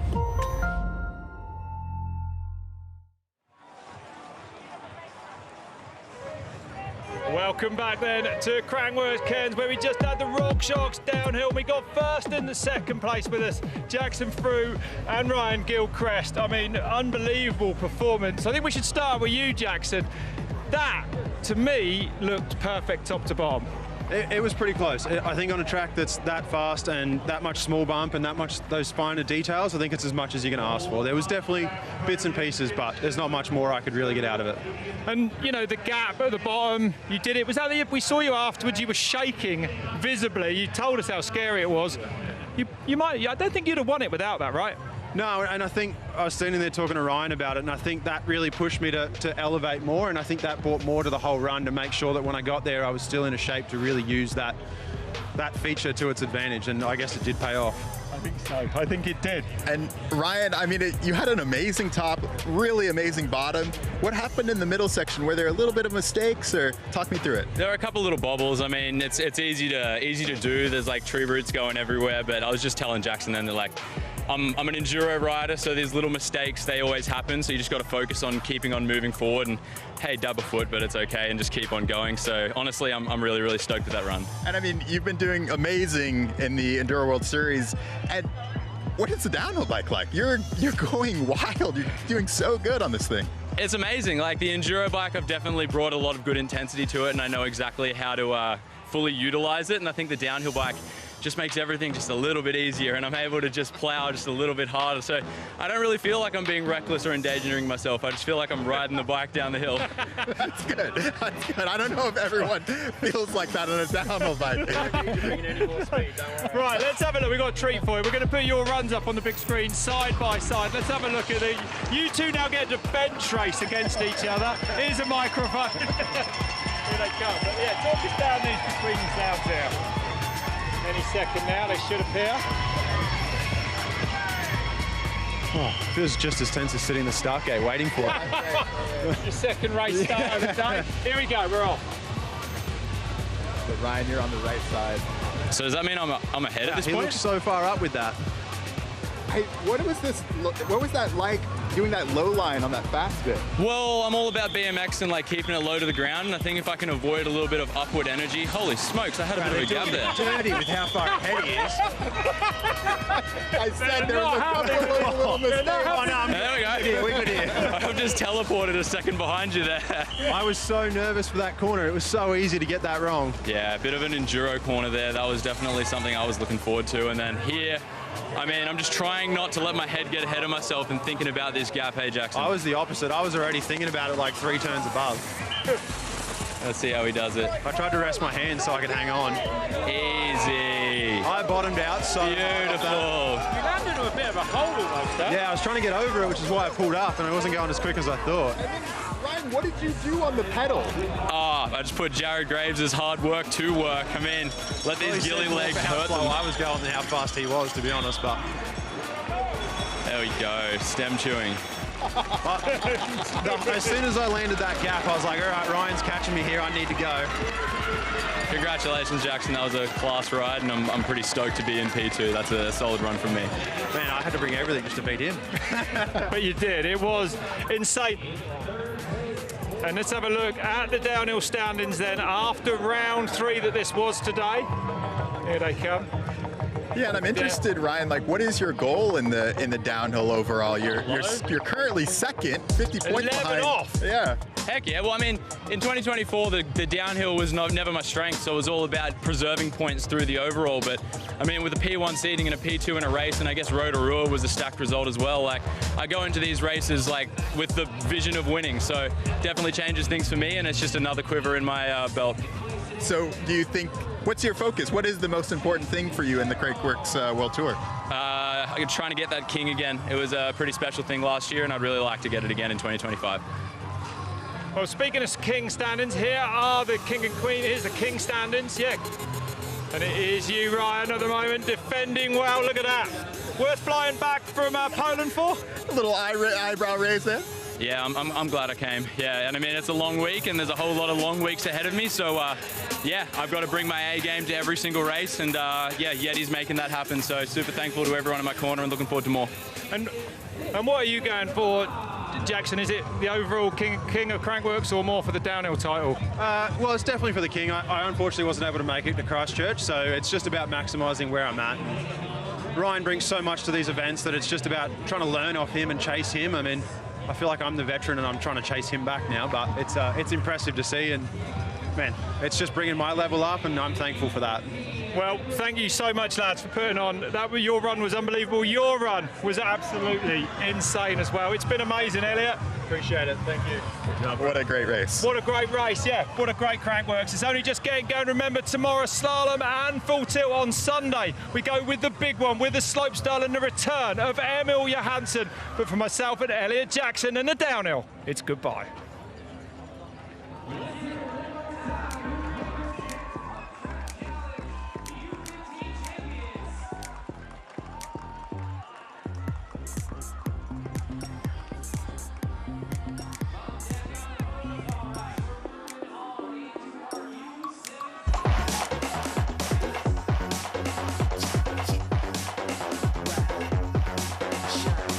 Find somewhere with decent parking. Pull up in a Penton, futuristic whip. True draw in a blue lightsaber. Flown with the force, high count with the Chlorian. You better man talking facts. Positive thinking, right around track. You better man shining bright. Living it up. shocking and